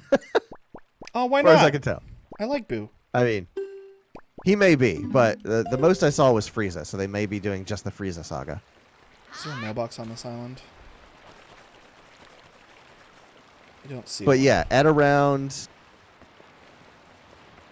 at like a minute 30, they show Goku kneel down and like talk to Gohan, and that's a really good illustration of the art style.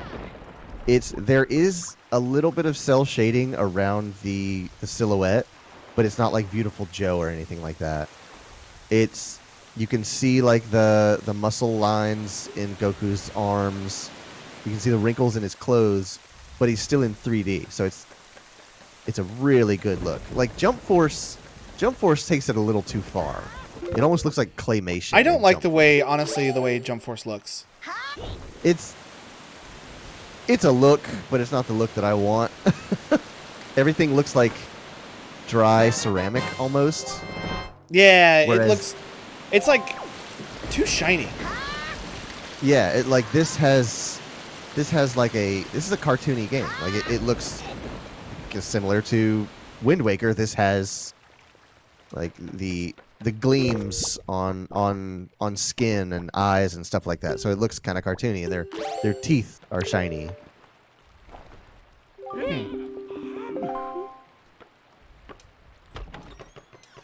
It looks so good, and then it like.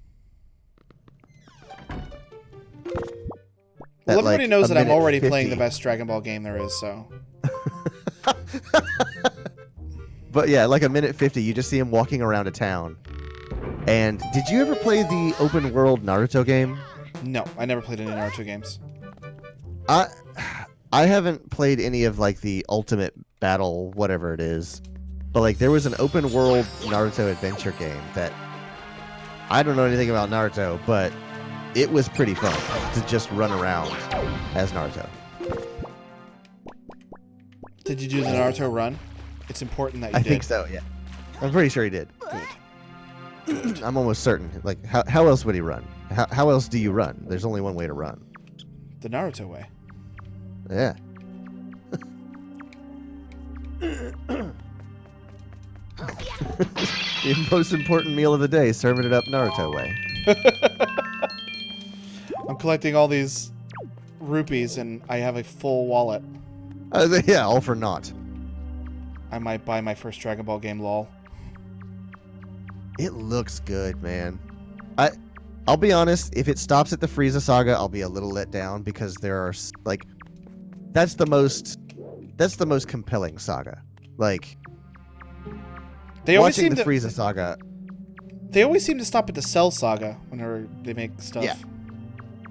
I was just about to say the Cell saga is the only one that's like more emotional than Frieza. So like if you're looking for memorable storyline, I don't think it gets any better than the Cell saga. But watching the first transformation into Super Saiyan in the Frieza saga is, yeah, it takes 17 episodes, but when it finally hits, you're just freaking floored. Mm-hmm.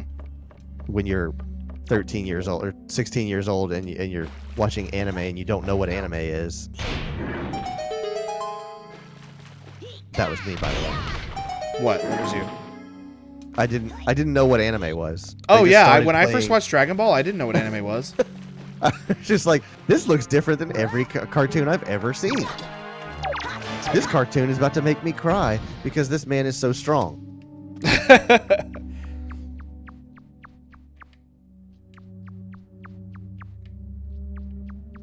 There was a ad lib in Dragon Ball Super where Chi-Chi basically was like, Goku, you need to get a real job. So he became like a farmhand. And there was a scene where his tractor broke and he was taking his tractor into town. And of course he was just carrying the tractor. And so he like took his tractor into town and he Hercule found him. Well, Mr. Satan found him. Was like, Goku, I need you to stand in for me in this fake fight and just be like my protege. Pretend to be my protege for like 5 minutes. And Goku's like, okay. And then he's doing it, and he does it for like 2 seconds, and then he spots Chi-Chi. And so he spots Chi-Chi before Chi-Chi spots him.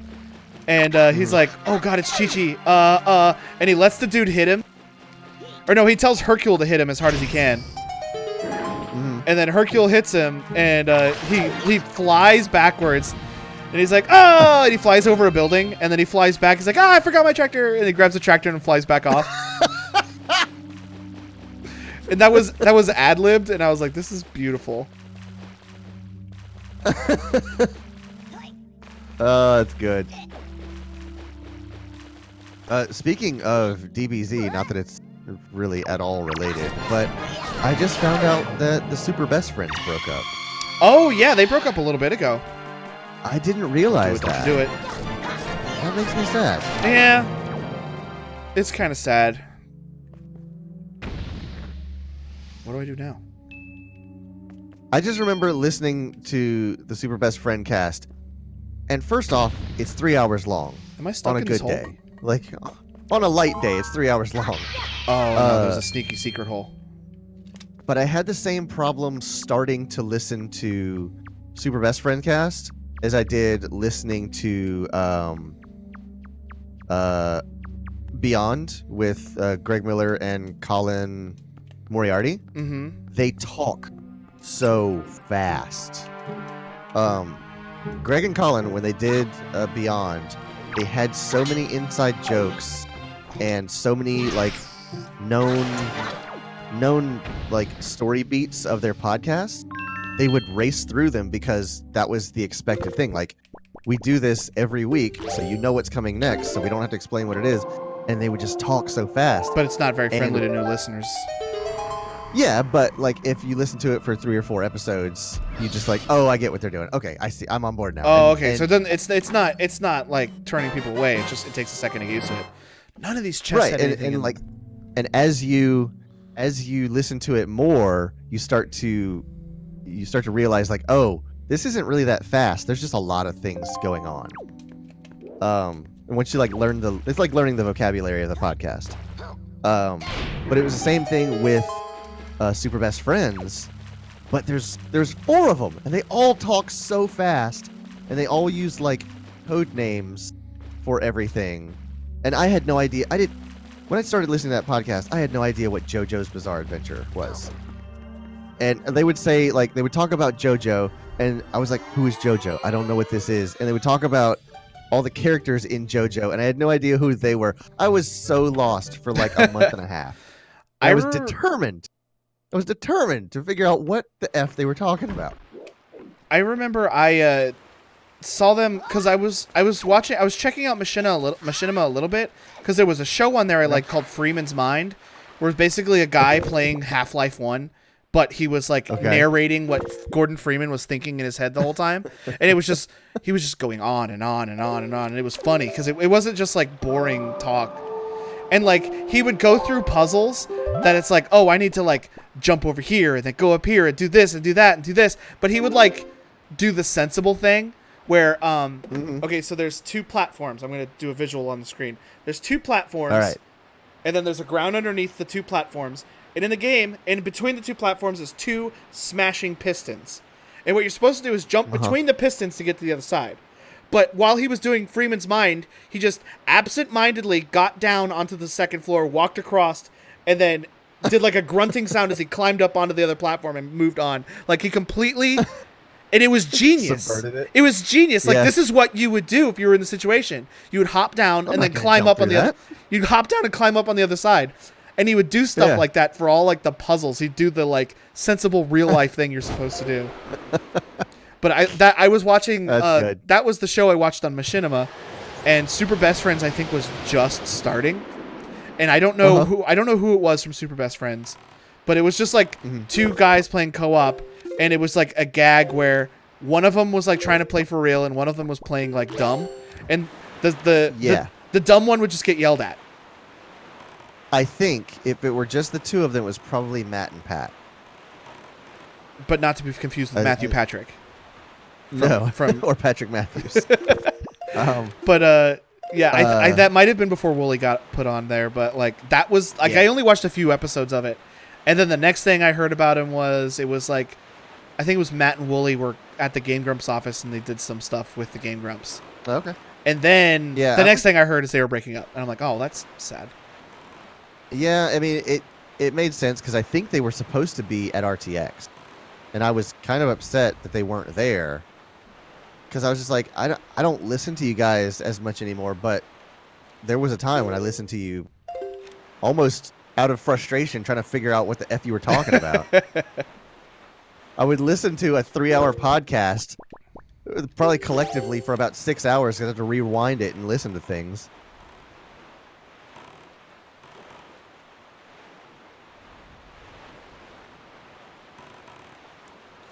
But yeah, I guess they've gone their separate ways. It seems like most of them are staying in online media. I think they all are. From what I saw, they all were. They're just going in different directions. Right. It's always sad to see a group break up like that. It is, but I would rather they do this and like maybe take some time apart and then realize like, hey, we can hang out casually, but I watched their breakup. I watched their breakup announcement video, and it seemed like 2 of them were in agreement. The 2 of them were in an argument, and one of them agreed with one of them. But like it was like a hostile situation. Yeah. From what they said, this is what they said. This isn't me reading into something that I don't know anything about. Mm-hmm. But I feel like if that was the situation, then what they did was probably the best thing for not only their viewers but for themselves. Yeah, because you don't want to. That's if you try to stick together, it's going to come through in the content. Because it's tricky. Because I feel like if we ever got into like some kind of like argument, I can carry more bombs. That's pretty cool. Did they give me more bombs? They did. Neat. Oh shoot. I feel like if we ever got into like it has to be real bad. I feel like before we ever got into a fight so bad that I'm like, you know what? Fuck it. I'm out. It would have to be really bad before it got to that point. Right. I feel like I feel like we would work it out or figure out a compromise before it got to that situation. It may be because we don't live together. We don't see each other every day. We don't have an office. There are times when I haven't talked to you in a week because we didn't have any streams together. Yeah. We'll talk to each other on Monday, and then we won't talk until the next Monday. Like we have for people listening, we do have a group chat that we post memes in and stuff. Oh, but constantly, yeah. But we don't talk in there. Right. But yeah, there are times where I don't talk to you from Monday to Monday. Right. I was like, hey, what have you been up to? Oh, just chilling. Tower of the Gods small key. Does that give me more stuff? No, I've never been to the Tower of the Gods. Tower of the Gods. What have you been up to? Got this Tower of the Gods small key. Oh, neat. You know how it is. Clayton goes, neat. Takes a picture of it.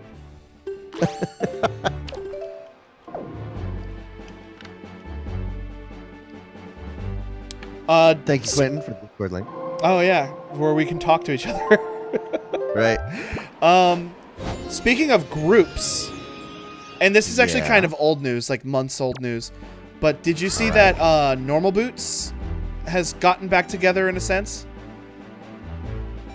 I don't know what that is by that name. What is it? It's like a group of online video content creators, like Pro Jared and Peanut Butter Gamer. It used to have JonTron in it, but he's solo now.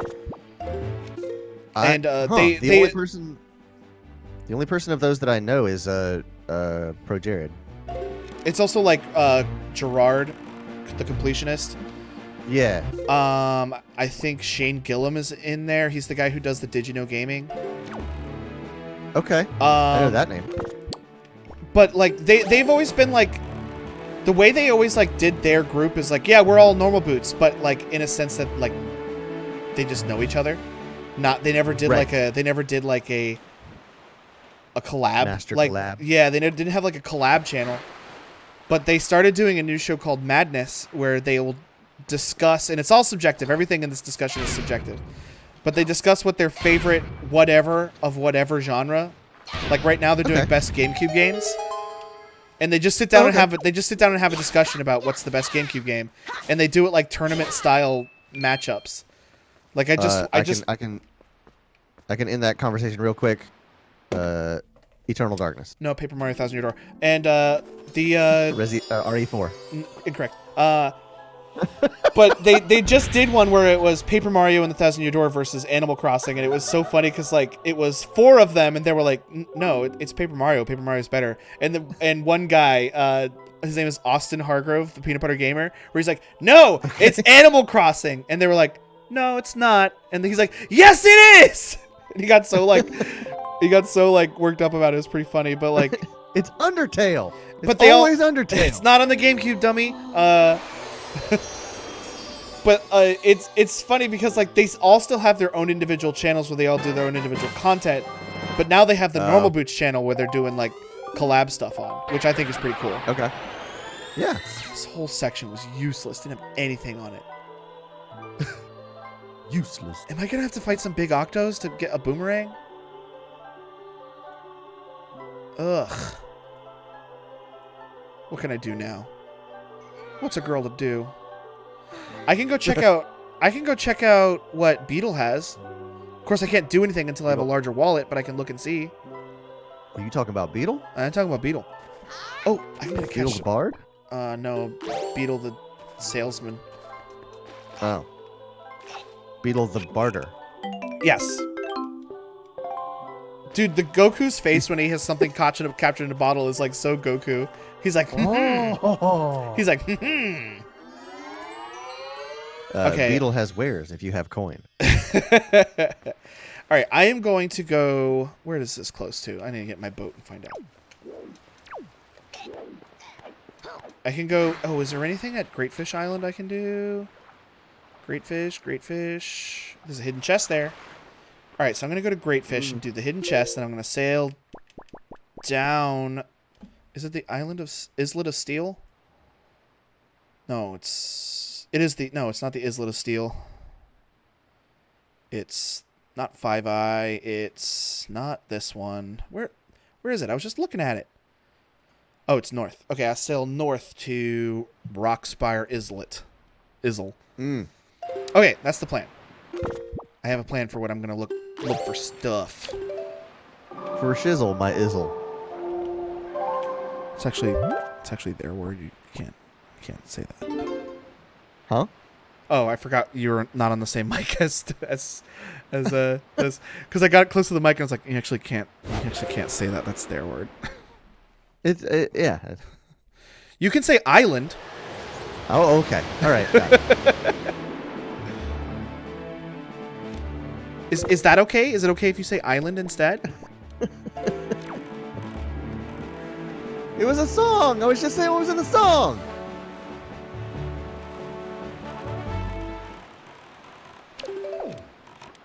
All right. I love the Goku voice. I miss the power pole, but I'm thinking once I have a complete Triforce, Yeah. I might come back. I'm hoping. Here, I'm holding out hope for it. Oh, I'm gonna have to do this quest eventually too. Oh. You know what would be even better? What? If the Master Sword, or if like the completed Master Sword was the Z Sword that Trunks uses. Actually, the Z Sword is what Gohan used to free the Elder Kai. Oh, you're right. Does Trunks' sword have a name? I don't think so. Oh, it's just Trunks' sword. It's Okay. just Trunks' sword. Think you know It's Dragon been a while Ball. since I've seen that. You think you know that? Dragon Ball. I guess I'm gonna have to play this RPG. Oh boy, a joy pendant. How useful. Does this spark joy? Absolutely not. Hell no. Alright, I need the wind to go this way. So I can get back to my boat. Boat.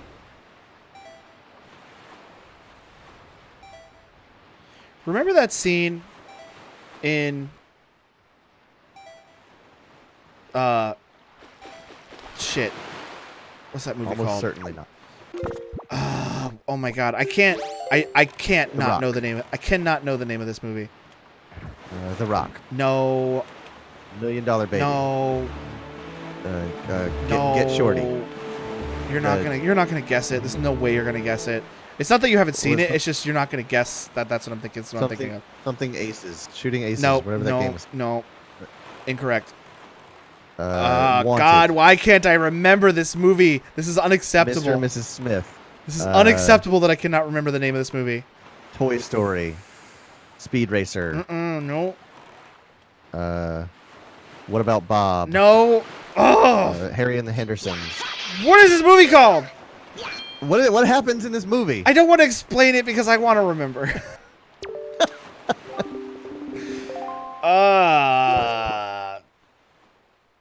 Mr. Holland's Opus. No. Oh, I can see his face Jaws. on the Face cover Off. of on the VCR case. He's sitting on a bench.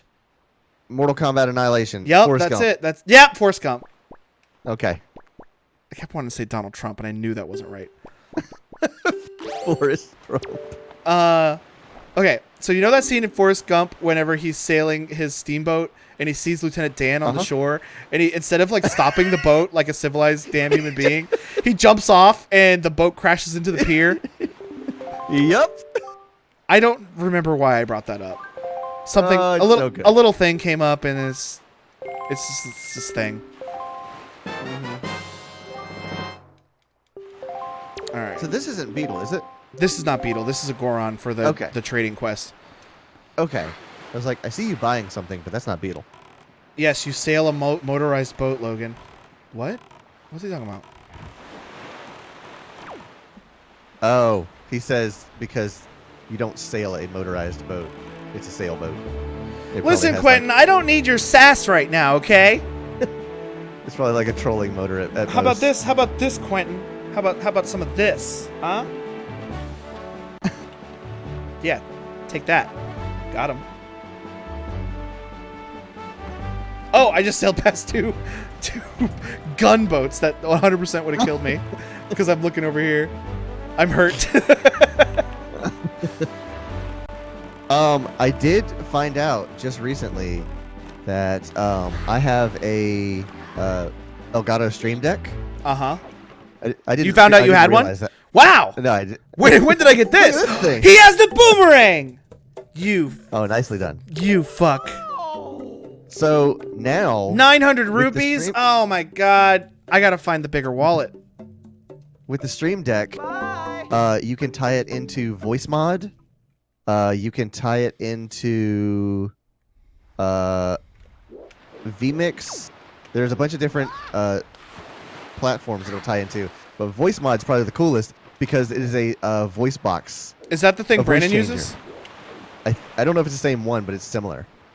Because I totally want to get one of those, and I'll be able to use it with Oh my my new God, yeah.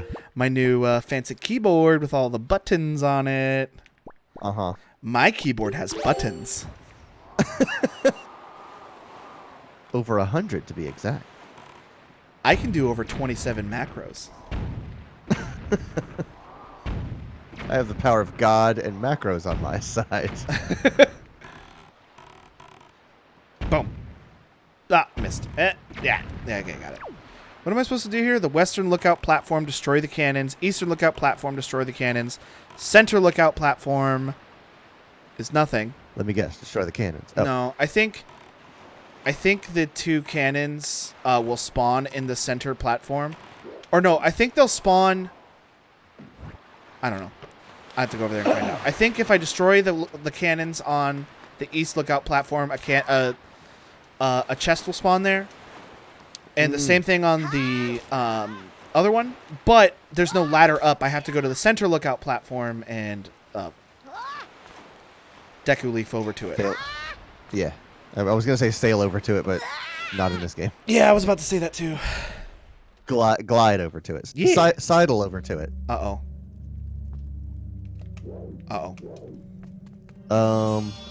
Shoot, what were we just talking about? Forrest Gump. Oh, no, I was saying there are so many cool games coming out in the near future. Oh god, bats!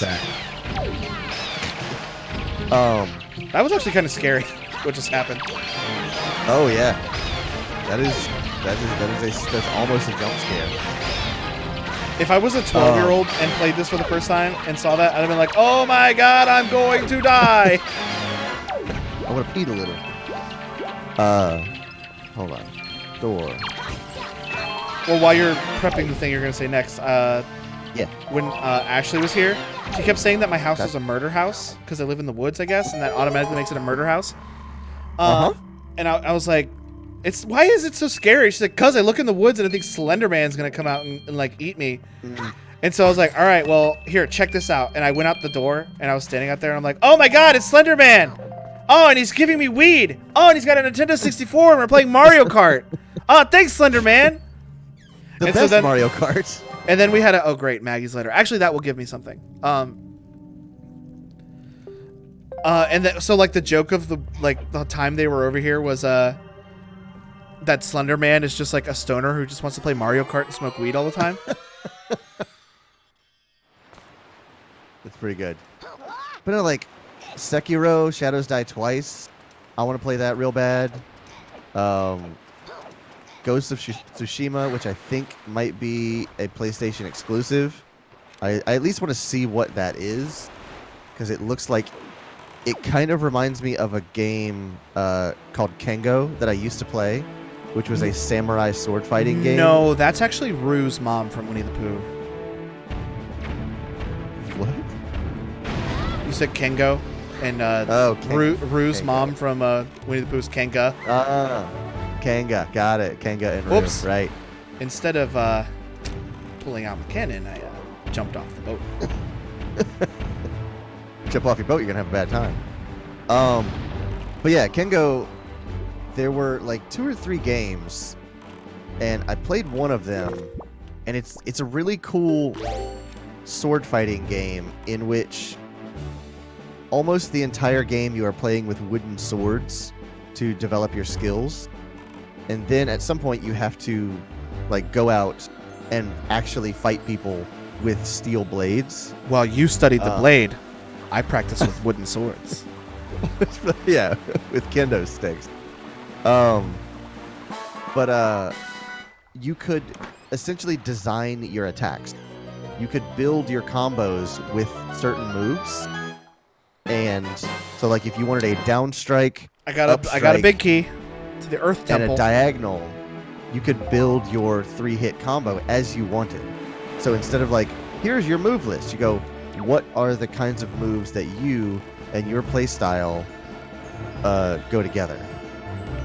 And it was really cool. And I'm wondering if Ghost of Tsushima is at all like that, because that would be real cool if it was. Because Sekiro is just going to be another Tenchu game. Like, it's not in a Tenchu universe, but it's basically like Tenchu Dark Souls kind of thing, which I am 10 kinds of fine with, because I haven't played a Tenchu game in forever, and I'm ready to get into a Souls game on the ground floor. Is that the new Souls game? The Japanese one that they're making? Sekiro? Yeah. Yeah. It's Samurai Souls, essentially what people are calling it.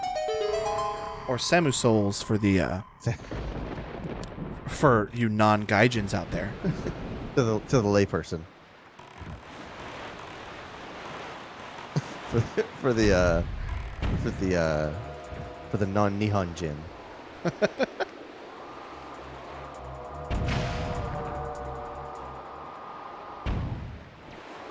But yeah, and then they got, of course, Ace Combat 7's out now. And I wanted to show my dad Ace Combat 7, but, like, he's one of... Oh, I just killed a guy by accident. I just saw him fly off the platform. That was funny. Murdered a man. Moided. I want to show my dad Ace Combat 7, but he's the kind of person who, like, finds a thing he likes, and that's all he does. This is the next 5 years of my life. Like, right now, I don't know what the game is that he's doing, but it's a flight simulator that's super heavily modded. Or modded? I don't know why I said it like that. Modded. Modded. And it's modded so much that, like, it has, like, realistic, like, ground textures and stuff. It, like, downloads all of Google Maps for the United States. It's, like, terabytes of data. Yeah. All right, central chest. Give me the wallet. Give me the wallet. I think the thing that I'll take that though. That catches me the most is that there is an online world of American Truck Simulator where you travel the country alongside other people playing American Truck Simulator, and you can talk to them on CB radios, and you have to follow the speed limit and not endanger people. And I'm just like, that doesn't sound fun. It's fascinating, but I don't know what layer of, is that social or is that antisocial? I wouldn't say that that's antisocial. Because you're playing a game with other people, but you're not actually playing a game with those people because you're just driving past them. I don't think you can even. Hey, I don't think you can even see them in that game. Can you? No. In what is it called? Truck Sim World, TSW, I think is the. Oh, that's a different game than what I was thinking. Yeah, there's American Truck Simulator, but there's also an online component of that game that feeds into TSW, which is where you see all the other people. Okay. But yeah, it's such a hyper specific thing. But I guess it's kind of the same as almost like Elite Dangerous, if you don't factor in the combat. It's like, yeah, we're just flying around. We are two people in this unfathomably large universe. There's we happen to be near each other. How's your day going? Do they have to follow CB protocol and everything? I think it's encouraged. There's a vernacular to their communication. I imagine it's Damn probably it. the same way in the sim that your dad plays, to where if he Oh talks no, to air traffic control. no. My dad doesn't play multiplayer. I thought he did that. Is that sim not online? It or is multiplayer at all? It is. He doesn't play it though. He wants to play. Okay. He wants to play single player. Gotcha. He played this. He played this multiplayer like combat game where you're supposed to like have teams of people, and it's supposed to be like 16 people in each team, and then there's like a scenario you're supposed to run, and one person's on one team and and the other team is on the other team, and like it's supposed to be like 16v16, like highly coordinated like combat scenarios, and he's like, Yeah. no, I'm gonna play this by myself. I'm the lone gunman. Oh, shoot, what was I gonna say? Dang it.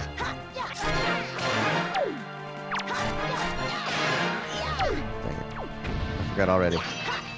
You were talking about CB radios and trucks and Yeah. all right, big wallet. Ah, friggin' skull necklace, useless. All right, We were talking about air traffic control. there's a lookout platform on Great Ferry over there. So I remember playing Planet Side 2 when that came out for PS4. head west. I remember like going online, and it's a free-to-play game. But I remember, so in Planet Side 2, there are 3 factions that are like jockeying for control over planets, and at any time you can like warp out to a different planet, and it will show you on like a pie chart how much of this territory is owned by red, how much is owned by blue, how much is owned by purple. So I would go to the ones I was on, whatever the purple team was, because I think it was more tech based, and so I would go to planets that were held primarily by the purple faction, and I would go to unpopulated regions, and all I would have to do is stand there, and I would capture the region. But because nobody was there, there would be no combat. There's me alone for hours at a time, and I would just get like in my ship, travel to this other region, stand there for 45 seconds, capture it, and go to another one. And then, after about 20 or 30 minutes, I realized that my old spaces were being recaptured by blue. And I was like, I can see who that is. And it would, every one of them would say population 1. And it was this one guy that was doing precisely the same thing as me. That's funny. So I tracked him, and he was like, all right, he's going here, he's going here, he's going in a straight line. I know exactly where he's going next. So I went there and waited on him. We had a one-on-one sniper battle for like 45 minutes, and it might be the best time I've ever had in a video game in my life. And that's awesome. Like, what was this game? At Planet Side 2. It's probably very different than when I played it. At the end of it, he sent me a message on PSN, and he was just like, that was so cool. I never expected anybody to do that. I was like, same here, dude. That was so fun. It was like no hard feelings. We were both just playing the game as it was intended, and like he would leave the area to go, like he would warp into a region, capture it, and then leave because he didn't know I was there because he wasn't watching the population counter. Because I would show up after him, so he would always show up to a 0 population region. I would show up, and it would change to 2, but he doesn't care because he doesn't see anybody. I would watch his character through my sniper rifle, just like stand on the checkpoint, capture it, watch him get back in his ship and leave, and then immediately walk up to the checkpoint, capture it. So basically, you were wasting all of his work. We were both literally going in circles. And then we finally caught up to each other and had the sniper battle. That's was awesome. So cool. And like we made that happen. The game did not tell us to do that. We made the decisions to do that. All right. And I think that's why it stuck with me. Big wallet. This is not. Give it to me. This is not an objective. Give it to me.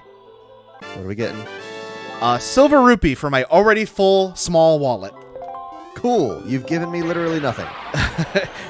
You've given me nothing, and you've ruined my attitude. I don't remember the saying. My disappointment is immeasurable, and my day is ruined. There it is. All right, we can actually do everything at the Forsaken Fortress, which I completely forgot was a thing. Oh, okay. So I'm going to do that. Ever since we called the noodles nudes, I'm thinking of like nude reviews. Oh no! Logan needs a motivational poster with that quote. What? Oh yeah. my disappointment is immeasurable. my day is ruined. And I want review bra on it. Yeah, with the chicken strips in front of him. What was he reviewing when he said that? I feel like it was chicken strips. I have no idea, but I feel like it was chicken strips. Or you have no way to some sort confirm of, that, but I honestly didn't know if that was like a tagline of his. Like he would just say it whenever he had a bad meal. Or if that was like a one-off quote. If it was a one-off quote, that's a great one-off quote. Oh yeah. Watch the day turn the night when I get close to this island. It's like daytime? Hell nah. Wait for it. There it goes. Oh, I need to get way closer than this.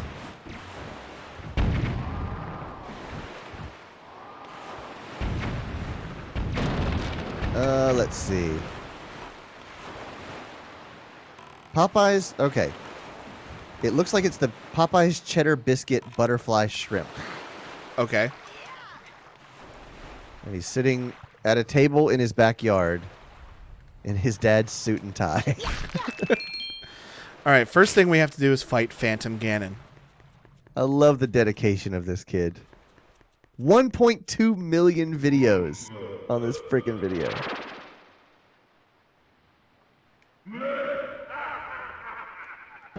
Hold on, I've got to go to this kid's channel.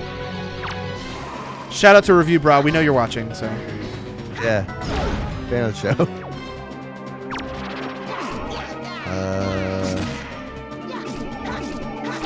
Videos. There used to be a way to see how many videos someone has uploaded. I think you have to go to the videos tab. It's a lot easier on the mobile app, to be honest. Yeah, I remember someone saying that. He has 1.2 million subscribers. Goku just defeated Phantom Ganon. I remember that part from Dragon Ball. Dude, I've been watching. I've been trying to catch back up on Super again.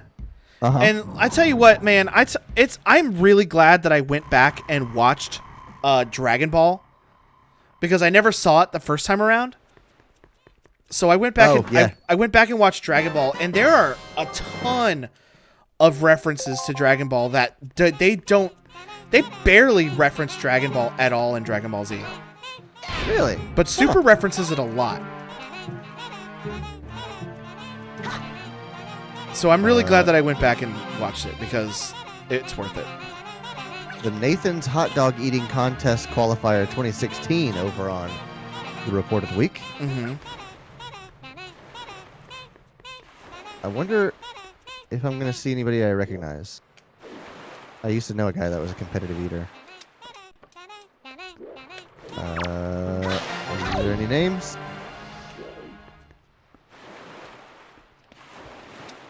Yeah, we went over to his house while he was preparing for a competition, and I can't. Watching someone eat 20 hot dogs is Dude, I uncomfortable. could barely eat 4 hot dogs, and I'm a big guy. I ate 6, and on the 7th one, I got like 3/4 of the way through, and I was just like, I'm not even full. I just can't eat another hot dog. Like, there was pizza, there was chicken nuggets. There were like other little chips and snacks and stuff, bagel bites. And I was like, I could eat any of this. I just can't eat another hot dog. But this dude piled down 20 hot dogs and then ate the ones that I didn't eat. Oh my god. And he was just like, yeah, this is what I do. I have to train my body to ignore that. I have legally changed my name to Nathan. You have to train your body to ignore that signal to not eat any more hot dog. Quentin says he thinks it's in the About tab. About tab. Let's review of the week. Food reviews. Review. Review of the week. How is that not the first thing? Okay. Oh, report of the week. I was typing it wrong. About tab. About tab.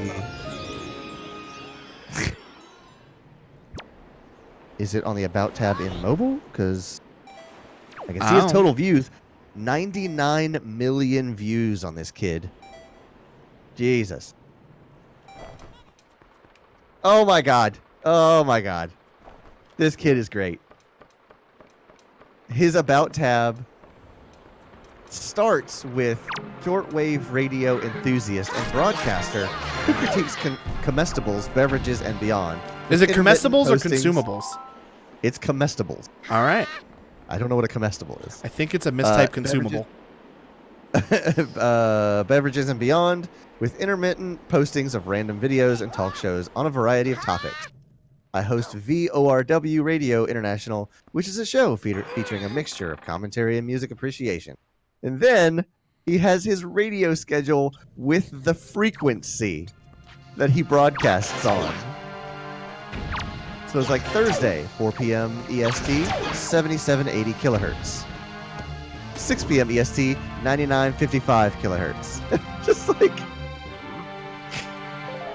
Oh, it's so good.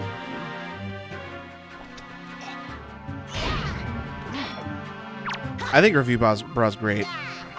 He's dedicated. I just love the dedication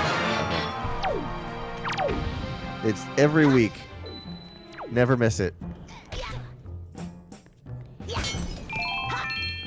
Because like I think about that a lot. Like I think about the saturation of media in online entertainment and how difficult it is to garner a following. And like realistically, the only thing that sets you apart is dedication. Mm-hmm. Because everybody can make quality content. The tools and software and hardware to create these things, the technology exists for such an approachable price point. Like, we can make lightsaber battles. You realize how difficult that was in like 85? Oh yeah, Like, I'm sure it was almost impossible. But and now, like Snapchat can do face filters in real time. And like that was impossible technology, what, 15 years ago? Like the technology and the tools that we have at hand are so ubiquitous and approachable and affordable that the only thing that sets you apart is how dedicated you're willing to be, how much of your time and energy you're willing to pour into these things, and like how much you're willing to invest of yourself. And like when I see this kid, it's like, no matter what, every week a video goes up. I'm dedicated. Like, I'm going to take the time. I'm going to make the effort. I love seeing that stuff. And at such a young age, this kid's probably what, 19 at the oldest. now, Judging by his like, I'm going to his recent views. This video was uploaded a week ago. I have a hard time believing this kid is older than 19 years old. I will look up how old is Review Bro. I'm gonna get on a list. Oh, apparently, I'm not gonna read that. Bio, facts, family, famous birthdays. 21 years old. I could see him being report of the week. 21. YouTube star. It just says also known as. It doesn't give him his name. It just starts with also known as Review Bra. Oh, okay. The report of the week, also known as Review Bra. He is a food critic. Like, that's not his name. That's not an also known as. He's Oh, as there old it as, is. he's Family as old as life. Quentin. I didn't realize Quentin was only 21. Okay. Down in family life, it says his real name is Josh Jurasek. Or John Jurasek. It's like that's not where his name goes. It's not in Family Life. That's the first line of About.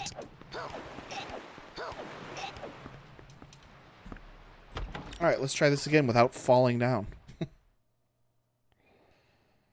But yeah, like 21 years old, and this kid already has the dedication to upload a weekly video. That is not nothing.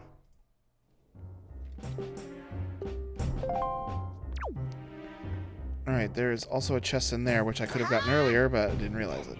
That's my bad, y'all. That one's on me. Excuse me, bomb rats. Hey, I got a 4th heart piece. Nice. Great. Is it 4 for a full heart, or is it 5? Yeah, it's 4. Right, Okay. so I need to find the bedroom. Apparently there's a bedroom in here that I don't remember. Excuse me, sir? Here's a video for Sarah Lee party sprinkled iced brownies.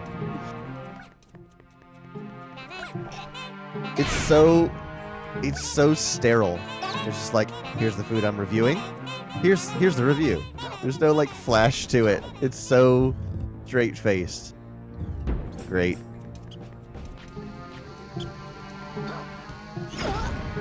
All right. Oh my god. Knock it off with the bombs already.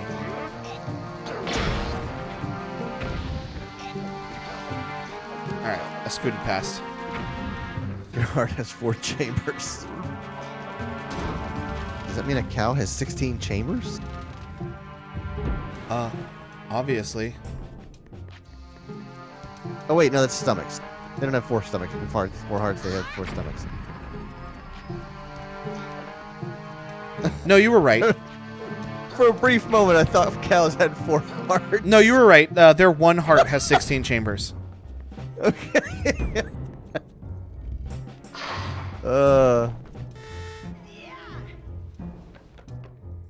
Alright, here's the last chest before I fight the Hemlock King. None of these chests have anything in them. I just need the friggin' bigger wallet.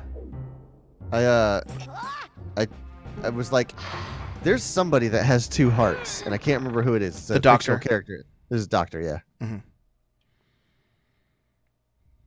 And there was a TV show about an alien race that was escaping to Earth, and they were just a bunch of refugees, and they were living on our planet, and they had like a bald head with like speckles on it, and they had 2 hearts as well. I think Shelby watched this show. I don't remember what it was called. Just recently. But like, Hold on, let me go ask her. The episode, I remember there was a character who was like a detective, and she was one of the aliens.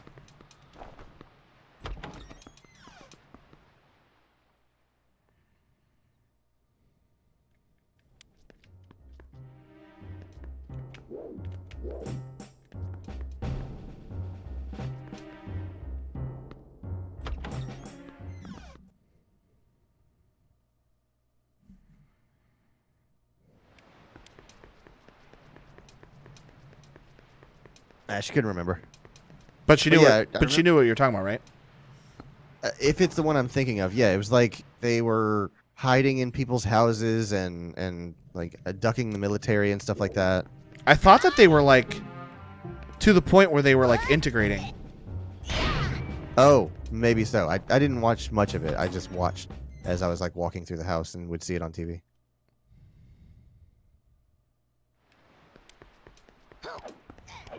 I remember Fortune in Metal Gear Solid 2. Her heart is on the wrong side. There are people who are born that way, where they're just, Yeah, like, their insides are backwards. I always thought it was just like a dumb Metal Gear thing. I was like, oh, of course, yeah, sure, why not? Lady's heart's on the wrong side. But no, it's a medical condition. Mm-hmm. Or like to have your heart in the center of your chest.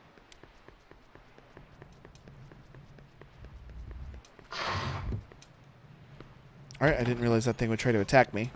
I got out of there faster than I could shoot lasers at me, but I heard it make the noise. Excuse me, sir. Pardon me. Pardon me. Don't mind me.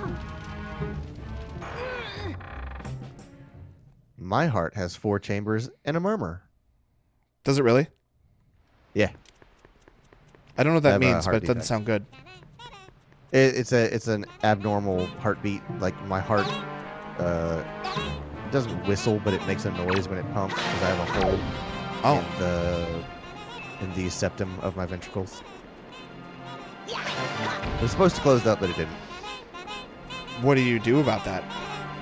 Nothing. It just I don't clean blood as efficiently as a normal heart does. So like or not clean blood. I don't reoxygenate blood. I was about to say clean it. That's your efficiently. kidneys. Oh yeah. Or I liver, don't rather. reoxygenate blood as efficiently as a normal heart does.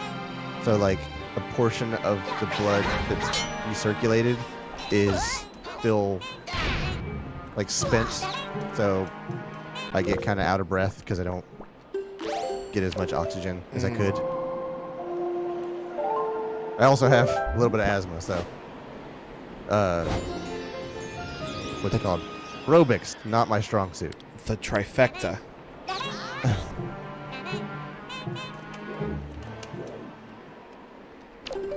I got big lungs though, so I think I kind of make up for it there because I can inhale a lot, and I have a lot of surface area in my lungs, but if the blood doesn't pick up the oxygen, then what good is it?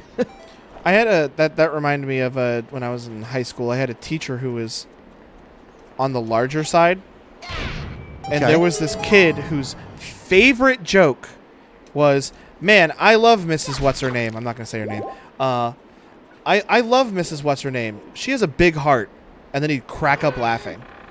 I'm like, but it's like the first time it's like, oh, okay, it's clever because she's fat. But then like Right. he said it like 3 times a day.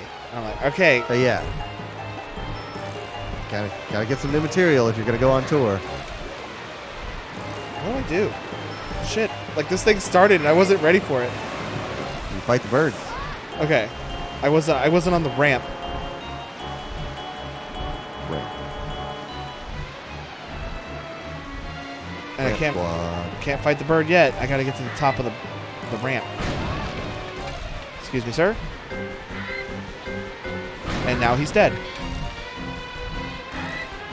Hold on, I've never actually looked up what my heart defect does. It turns out that like it gives you a giant boner and like huge muscles. Yeah, I don't think I have that defect anymore. Let's see. VSD, American Heart Association. VSD is a hole in the wall separating the 2 lower chambers of the heart. In normal development, the wall between the chambers closes before the fetus is born so that by birth, oxygen-rich blood is kept from mixing with the oxygen-poor blood. When the hole does not close, it may cause a higher pressure in the heart and reduce oxygen to the body. Yeah, okay, so I had it. I thought I remembered a doctor telling me that once. He's like, it's probably not going to make any difference. You're just going to get out of breath. If the opening is small, it won't cause symptoms because the heart and lungs don't have to work harder. The only abnormal finding is a loud murmur, which can confirm I have a loud murmur. If the opening is large, the child may breathe faster and harder than normal. Infants may have trouble feeding and growing at a normal rate. And that's why I'm only 5'11" and a half. Symptoms may not occur until several weeks after birth. High pressure may occur in the blood vessels in the lungs because more blood than normal is being pumped there. Over time, this may cause permanent damage to the lung blood vessels. I'm fighting the bird. All I know is I had to take a pill before I went to the dentist because the bacteria that they scrape off of your teeth and gums, when they test your gums, they poke holes in it. And apparently there was some concern that this bacteria could get in my bloodstream and go directly to my heart. Oh. That's not good. That's all I know is that I hated going to the dentist, not for the teeth stuff, Because you had to take a the pill medicine before? tasted awful. because it was this enormous pink pill, and it would get stuck in my throat, and it would make everything taste terrible. Like my tongue would taste like a battery, and I still remember that like acidic, ionic taste. Do you still have to do that? Nah. Well, I also don't go to the dentist. So. Oh. Can't go to the... Don't have to take an acid pill and if you don't go to the dentist. And it's that meme of the guy going like this. Yeah, touching his head. Yeah. Dentist can't kill me if I don't go.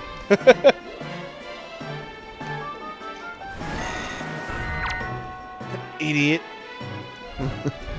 The bird flew into the building.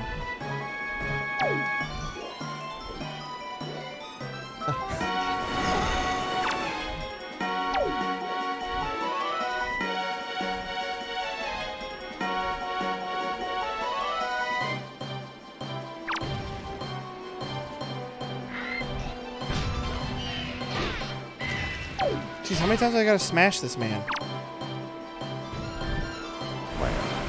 Smash a man. Smash the player.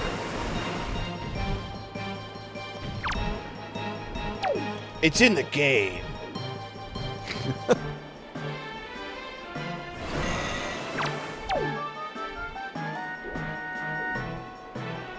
If we ever have a sports show, we should do the intro like CB Sport. Oh, go on then. Are you just gonna throw a little tantrum? It would be like CB Sport. I crap my shirt. CB Sports. I shit my shirt.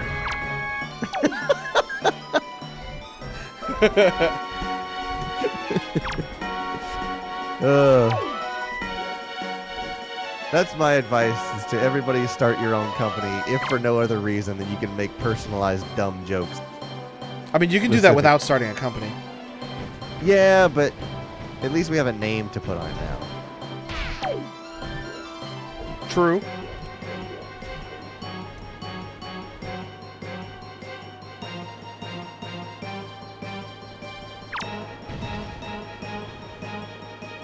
Bernie Burns is like, start your own website. You'll be glad you did. You have a place on the internet. I'm like, start your own company. You can make dumb jokes with using the same words. Make a profit off those dumb jokes. Well, I mean, if we have a night like we did on Thursday. Yeah, we definitely made a profit on those dumb jokes. For sure. And it wasn't even ours. It was Deidre's and my mom's. Uh-huh. Hey, I'll never get in the way of a bit battle. It's time for a bit battle.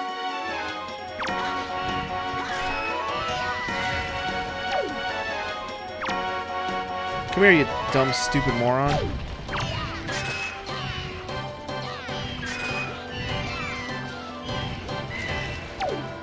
Hey, idiot.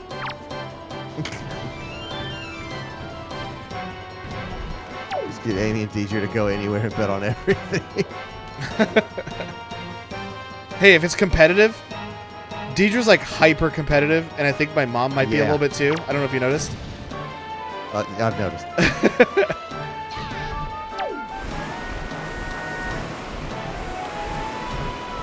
Just be like, oh, looks like my mom might be better at this than you. And Deidre will be like, what? And then tell my mom, oh, I think Deidre might be better than this. She'll be like, what? The F did you say to me? Is there going to be a fucking problem, Deidre?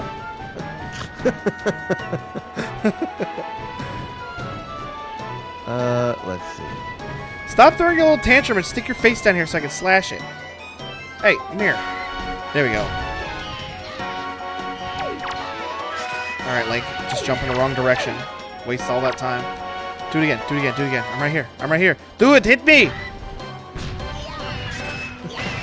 There, he's dead. The Hemlock King is dead. The first boss is dead. Well, actually, the second boss because we fought Phantom Ganon as well. Now, he's going to die, and he's going to give me the big wallet. Because if he doesn't, I have got nothing useful in this whole dungeon. And my day is ruined. Nope! Skull necklace. Oh, man. That seems... Not worth it? Yeah. Not... Yeah. Trying to think of the word. insignificant compared to the fight that led to it. I mean, I got the... I've got the power bracelets, so I can go see what dungeon's behind the power bracelet entrance. Maybe it'll be the Tower of the Gods, because I believe I can do stuff in the Tower of Gods if I can get into it. Okay. Yeah, I have the big key and the 2 small keys. So, if the power bracelet entrance gets me into the Tower of the Gods, I think... Nope, I don't have the bow. So I can do some things, but not all things. Some, not all. So I'm going to go to Windfall Island, because I believe I have some stuff I can turn in there. Yes, I can do... How many... First of all, I need to see how many joy pendants I have. I have 8. That's not enough. I need 20. But I can give Lenzo the firefly caught at the forest. I can give Maggie the letter. I can drop stuff off at the mailbox. Oh, I can talk to the postman at the cafe.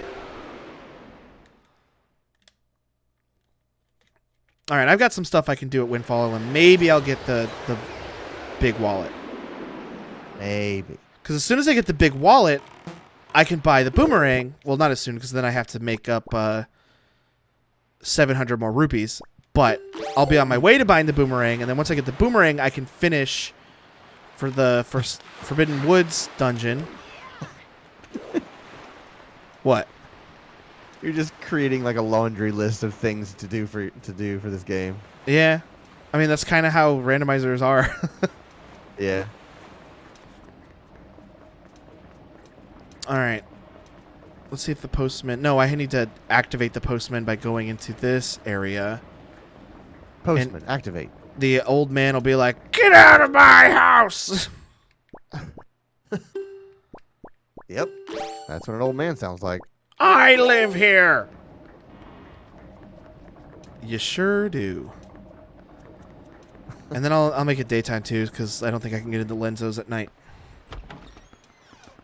You should keep a necklace and map counter.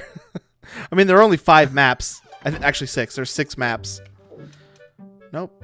Well, okay. I guess the postman ain't here. Maybe he's just at the bar. Or maybe it has to be daytime. I'll try turning it daytime.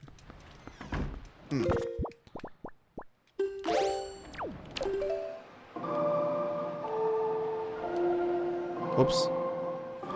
Huh. I forgot to go to a 4/4 signature. Well, I was even playing the wrong song, so that doesn't even matter. So why is there, like, treasure map? Oh, right. You're talking about sunken treasure maps. He's right. I thought you were talking about dungeon maps. See? Now you're learning. I'm learning. Don't argue with... I should never argue with Quentin. Quentin knows what he's talking about. Nope, he's not here. All right, let's go check out the bar. I can give Lenzo the firefly. Oh, I can do the... I got the exotic flower, so I can talk to Zunari. I can do that. And then I can go check out the dungeon if I don't get the big wallet. Because right now the big wallet's like the thing that I'm trying to get. Speaking of Dragon Ball... Uh-huh. There's a winter storm in California. Yeah. Do you know what it's called? Frieza? Kai. Oh. King Kai. But yeah, Winter Storm Kai has hit California with torrential rain and gusts up to 80 miles an hour. All right, and he gave me big wallet, big wallet, big wallet, big wallet. Ah, the Dragon Roost Cavern big key. I can't get to the boss room anyway, so I mean, as soon as I find another small key, how many small keys am I missing for that dungeon? 3. Missing 3 keys. Anyways, Winter Storm Kai. Yeah. Apparently it's beaten down on California with freezing rains and 80-mile-an-hour winds. Oh, well, that ain't good. Yeah, it's just in a place I cannot imagine more unprepared for freezing rain and high winds is California. If it ever froze in Florida, people would die because they do not know how to drive. People here don't know how to drive in the snow. I know I don't. Absolutely. If it snows here, I'm not leaving my house. Dude, on a heavy rain day, they shut down downtown Jacksonville because they're like, yeah, if we leave these bridges open, everyone's going to crash on the bridges, and everyone that is downtown cannot leave downtown. Oh, I need to deliver Maggie's letter. People here don't know how to drive. Just leave it at that. Yeah, that's true. I almost got hit at that fucking intersection again, by the way. You know the one where I have to turn left and people pass on the right because they don't want to wait for the people to turn left? I complain about it all the time. It's basically all you ever talk about. I almost got hit there again, and the guy didn't even fucking slow down when he saw me in the middle of the intersection. Of course not. I'm like, what are you doing? I'm here. I'm literally here. What are you going to do? I'm looking at a headline on ABC News that says, flight returns to LAX 3 times for 3 separate problems. It's terrible. Hawaiian Airlines says a flight bound for Maui returned to the gate at LA. I got some letters. At LAX. Letter from Errol. Took off and landed again twice on Saturday. A third time the jetliner pushed back from the gate and then came back. Heart piece. Oh my god. I can think maybe twice. Like if it messes up and we come back, it's like, all right, that sucks. All right, we're taking off again. Here we go. It's like, second time. Really? You didn't get it the first time. We got more problems? Okay, we're going back. Third takeoff. All right, we're gonna make it this time, right? I've got a letter that's I have to pay for postage on delivery, and it's 201 rupees. I see that. Fucking. That's what we call a progress gate. All right, well, I can't do that until I get the bigger wallet. I got a lot of stuff I can't do until I get the bigger wallet. That's like my bottleneck right now. But I think I can. Do you want me to tell you where the bigger wallet is? Not yet. I still got places I can try to look. Okay. I'm hoping it's not. Okay, here's what I want you to do. I want you to look where the bigger wallet is, and tell me if it's at a reef. At one of the whatever reef locations. Just tell me yes or no if it's at an reef location. Because I've been avoiding those because I don't want to go to those. I gotta go back to your messages directly to me, right? Yes. That's where you sent it to me? I believe that's where it is. Okay. Un momento. Wind Waker random former dull daring spoiler log. Okay. Open this with a notepad. All right. What's the thing that I'm looking for? Bigger. It's called. Hold on. I'm gonna. Wallet. Big wallet. 1,000 rupee wallet. I'll just search for wallet and see what I get. I just want a yes or no. Is it at an iReef location? I have a thing called Progressive Wallet. Yeah, there should be 2 Progressive wallets. I see 2 Progressive wallets. Okay. I don't want you to tell me anything because I forgot that's how it works. It's Progressive. Okay. Tell me yes if they are both at an iReef location, or no if at least one of them isn't. Well, I think I'm on. Are there? How many are there? There should be 2. Okay. Maybe this is different. Okay. Progressive Wallet. There. Go down. Progressive Wallet. There. Down again. It should be organized by the first portion of it is like, all right, if you want to beat the game, here's the fastest way to do it. Yep, and then it should be like what is in every chest. Postman gave me 20 rupees. Okay. It took me a second to figure out how this is laid out because it's in here 4 times. There's 4 instant Progressive Wallet.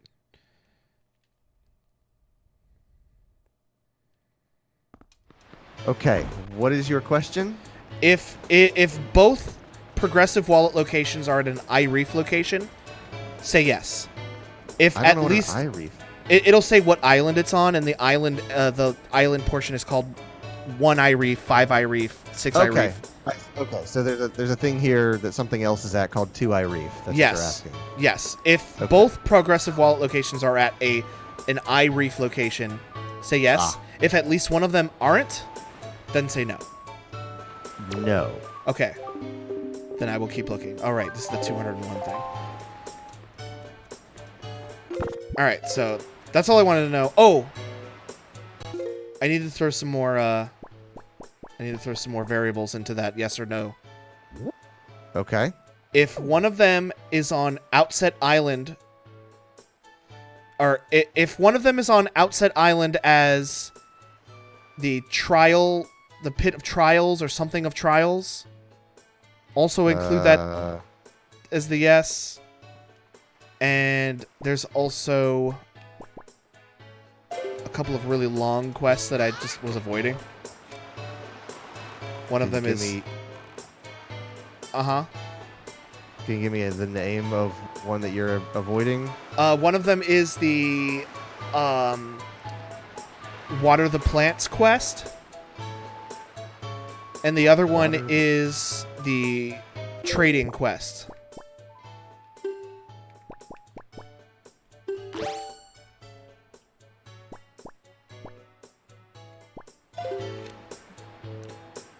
Okay. Okay, I'm learning how to read this. All right. No. Okay, so then I'm going to keep looking. Day 63. Because I still got a bunch of places on my like tracker map that I can check out. A lot of them are eye reef locations, which I'm just avoiding. But then it also might be an Octo, and I've been avoiding the Octos too. Because I could technically fight the Octos, I just don't want to waste all my bombs in fighting an Octo. Mm-hmm.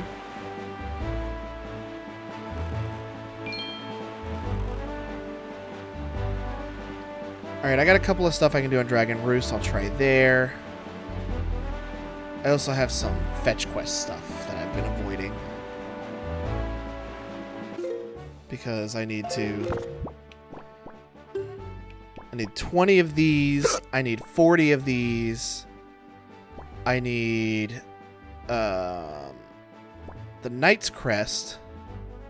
So I need 10 of these.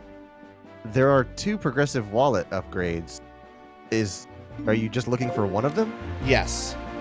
Okay. So one goes to like 500 and the other one goes to 1,000 or something. One of them like goes to 1,000. The other one goes to, I think, 5,000.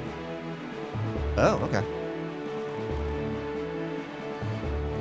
Because basically, I am at a bottleneck where I can't really do any big stuff until I get the boomerang, but I need the big wallet to get the boomerang. Yeah. Hey, we were playing Legend of Zelda Wind Waker Randomized. What's up, Moblo?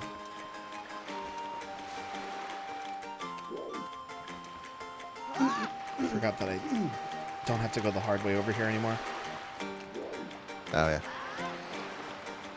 And I'm gonna want to talk to that friggin' mailbox every time I see it wiggle. Uh-huh.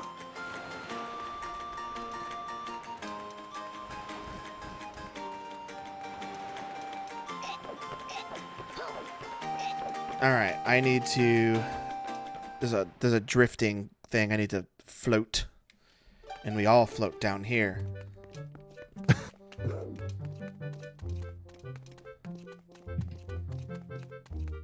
This would be easier if I had the bow because I could kill the annoying enemies that are in the way from afar. Mm-hmm.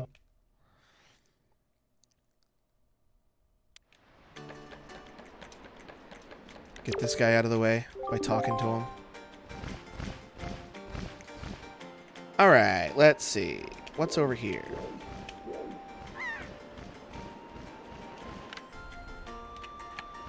I don't have any magic.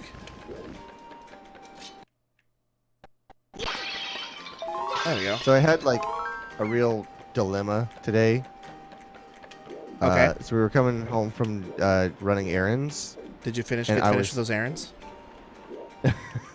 I was so freaking tired because I was up till like 3 in the morning last night, or this morning I should say, 3 in the morning last night.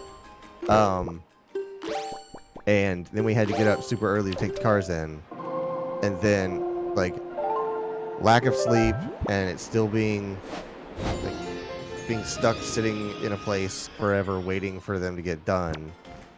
And I was just like, I have no energy or motivation. And I was like, I want to play a VR racing game when I get home so bad. But I know once I get home, I'm just going to lay down and fall asleep for about 4 hours. And that is precisely what I did. Why didn't you play a VR But, racing like, game? But I had time. I just didn't have the energy. I was just like, I could, and I want to, and I know exactly what I want to do, and I have all of the means to do it, but I just didn't have the drive. To put it ironically. I get it.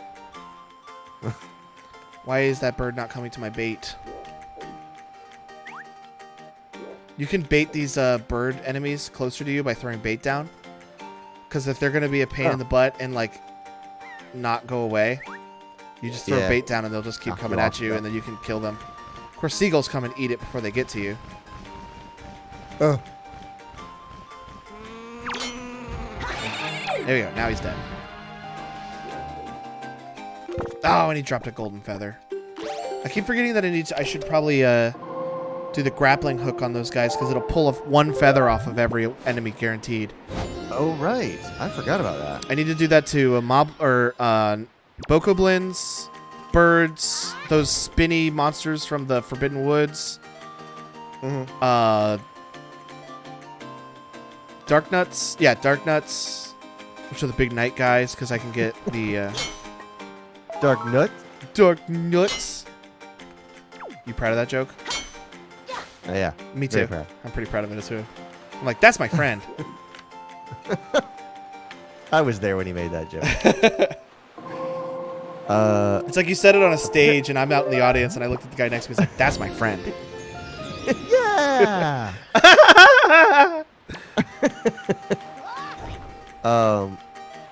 Apparently, according to comicbook.com, Shaggy is now a terrifying Dungeons and Dragons monster. Oh, I saw that in my D&D group I'm in. Somebody posted it in our Discord. The Shaggy meme has reached its inevitable conclusion as the end Conclusion? boss. No, it's just getting started. Oh yeah, as the end boss of a D&D campaign.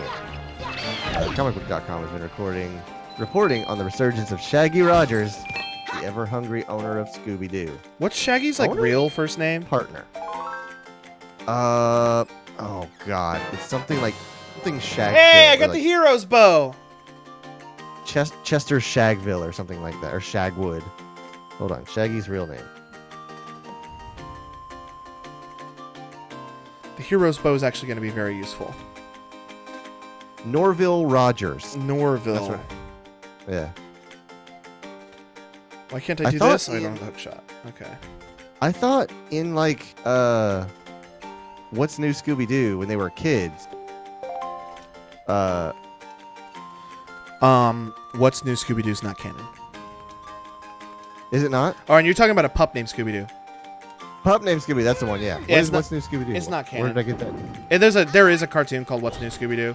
It's basically just like new Scooby-Doo episodes. Oh, okay. Like new Ninja Turtles. Yeah, pretty much. But yeah, a pup named Scooby-Doo. When they were kids, I thought he was like, because isn't Shaggy like from a rich family? Yeah. And like, I thought his dad's name was like Shagville or something like that. Shagville. Shaggy. Yahoo Answers coming through. Shaggy is an abbreviation of Shaggleford, which is apparently his mother's maiden name. Great. Shaggy inherits a mansion from his uncle Albert Shaggleford. That's what it was.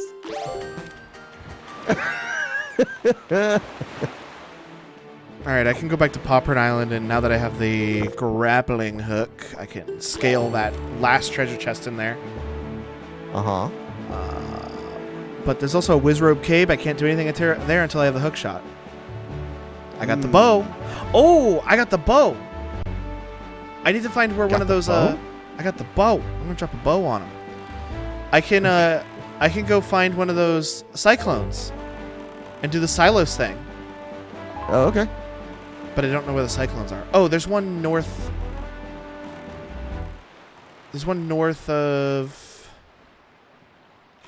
Shit, man, I don't know. You got the map. I don't know. I might have the Silos map. Let me go check that out. Submarine, platform, ghost ship. Nope, I don't have the Silos map. Anyways, I just need to keep an eye out for big spinny cyclones. Okay. And I can get an item from that, wherever that is. I can do Silos, the Goron trading reward, the withered trees. And I don't want to do the ghost ship. Oh, I have the bow. I can do the ghost ship, too. I know you don't like Uplay or Ubisoft. Or I guess Uplay specifically. It's just the Uplay. I don't have a problem with Ubisoft. Celebrate the Lunar New Year by picking up Assassin's Creed Chronicles China for free. Reported by Rock Paper Shotgun. I mean, I don't own it. And somebody, not going to name any names, made me download it, so... Forced you. I actually do already own it. You held my hand and were like... You held my hand down on my mouse and were like, I'm going to fucking download this. I'm like, no, Clayton, please! And you were like... So here's what's going to happen. Do it! I've got this blowtorch that I'm going to get closer to your hand. And the only way to move it away is by redeeming this coupon for Assassin's Creed Chronicles China. This is basically a saw trap where you get a free game. Do you remember in the Punisher movie where he told him that he had a blowtorch and that he was going to blowtorch his back? But instead of blowtorching his back, he took a popsicle. Fucking piece of heart. It's so good. He took a popsicle and ran that across his back and blowtorched a steak to make it smell like cooked meat. It's so good. I should have had the Deku leaf, but I didn't. I jumped off from like an 80-story thing. There was also that big dude in the striped shirt that he fought and like clubbed him in the forehead with like a guillotine paper cutter. Didn't that happen? I don't remember that. Not saying. Yeah, he snapped off this. Do you know what a guillotine paper cutter is? And the main henchman's name was Quentin.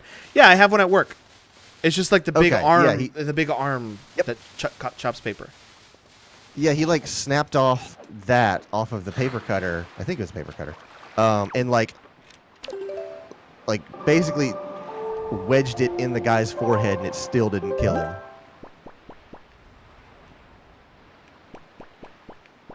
And then he threw boiling hot pasta on him, and it looked real nasty. I believe there's one south of Windfall, I want to say. Maybe? If not, I'll just Google it. Cyclone locations.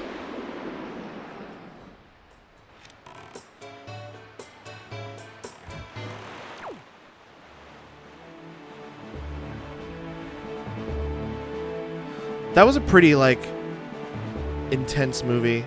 The Savage Labyrinth, that's the one I was thinking of. Oh. I remember when the guy there got it his is, found it. Piercings ripped out and I couldn't watch it. Yeah. Also, he was just a nice kid, man. Why you gotta beat up a nice kid? Because he's the Punisher, and that's what he do. Well, no, wait. Did the Punisher do that, or did the villain do that? I don't remember. I think the villain did it, and the Punisher was like, "Hey, man, this kid didn't do anything to you. You're just attacking him to get at me."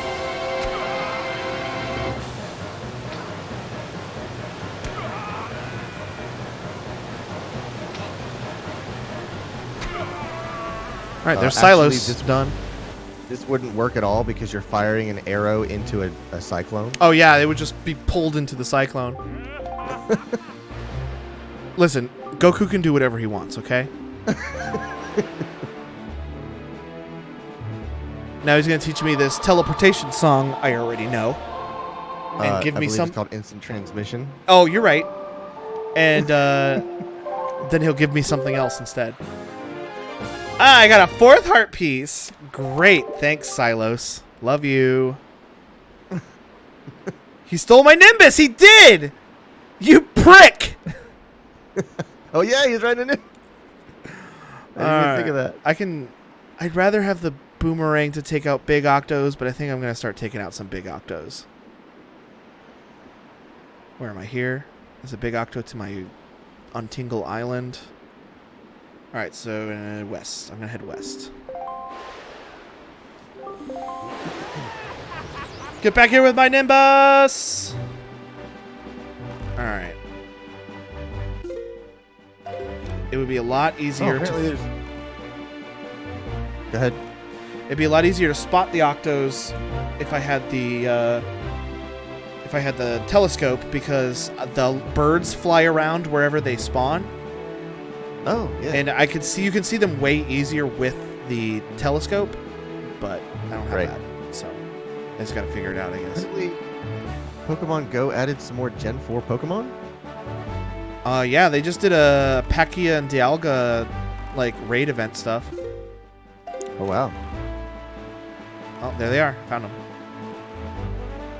Yeah, following Palkia's arrival in raid battles, a few new Pokemon is over on GameSpot.com have begun appearing in Pokemon Go. Handful of monsters originally from 4th Gen Diamond and Pearl. If you have a Sinnoh Stone, you're now able to evolve Lickitung, Tangela, Napalm, and Yanma. I have bad news. Uh-huh. Did it just freeze? It froze. It is making a horrible noise. So I'm going to turn that noise off. And it has been a long time since I saved. Oh, you're right. Uh-huh. That stinks. So, I think that's going to be it for tonight. Alrighty. Well, but I don't get to finish talking about Pokemon Go. No, you don't. I'm sorry. All right. The game didn't nobody liked that. Mm-mm. I mean, you can finish telling your thing, and I'll just end it after that. That's fine. There's new Pokemon in Pokemon Go. Check out GameSpot.com for that story. All right. Well, I am going to have to replay this for several hours to catch back up. Oh, man. It'll be pretty easy, though, because I can look and see what I have and what I don't have and just make what I have match what this says. You can literally rewatch the stream over on Carpe Boredom Live, the YouTube channel, and follow along with it. True that. Fuck. Okay. I can't remember. Is it starting to settle in how long you've been sitting there? Yes. I don't remember. I remember I saved when I was in the Forbidden Woods manually, Right. but then I also did some save states to cheat at a game, and I don't remember which ones were more recent. Mm-hmm. I guess I'll just have to rewatch the replay on the new Carpe Boredom YouTube oh, fuck. God damn it. It's Carpe Boredom Live. Oh my god, I did so much stuff! Can I just pause it and play it? No, it's froze. I can't do anything.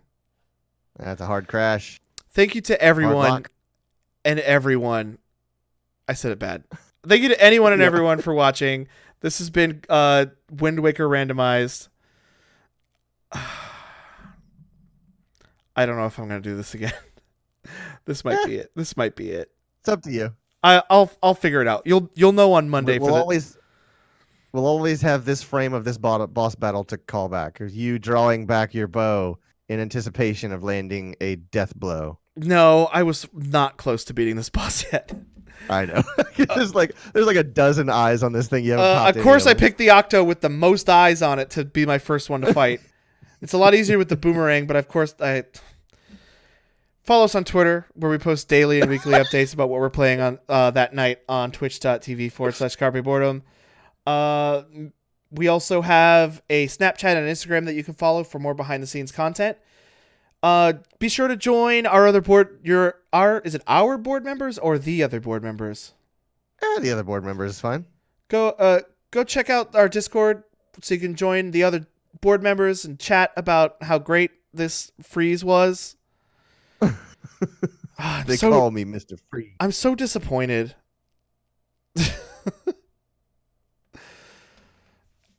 Next hey, time, PC gaming, am I right? if we do this again, I'm gonna need to have 15-minute reminders to do a hard save. I'll set up an automated chat reminder. Please. Logan, save state. And that's if we do this again. I'm probably. Yeah. I mean, I don't have anything to do tomorrow except for one thing, so I might try to catch Kingdom myself. Hearts 3. Oh yeah, I want to play that more than I want to do this. If you need links, I love this battle that you're having with yourself because you love completing things, but you also want to play Kingdom Hearts.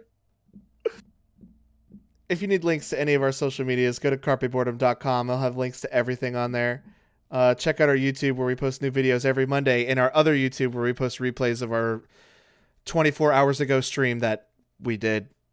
If you missed something, it's all going to be there because they disappear off Twitch, but they'll live forever on YouTube. Logan doesn't want to do his job. I don't want to do my job. I don't want to do my job. Dock your pay. Oh no! You're gonna make my pay less than $0. Fuck! I'm so disappointed. Yeah, that's kind of heartbreaking there at the end. All right, well, that's it. I want to end the stream so bad, like the way I used to end my streams, where I just all right, bye, and turn it off. Right. So, whether you're studying, working, sleeping, or lurking, thanks for watching, and good night. Good night.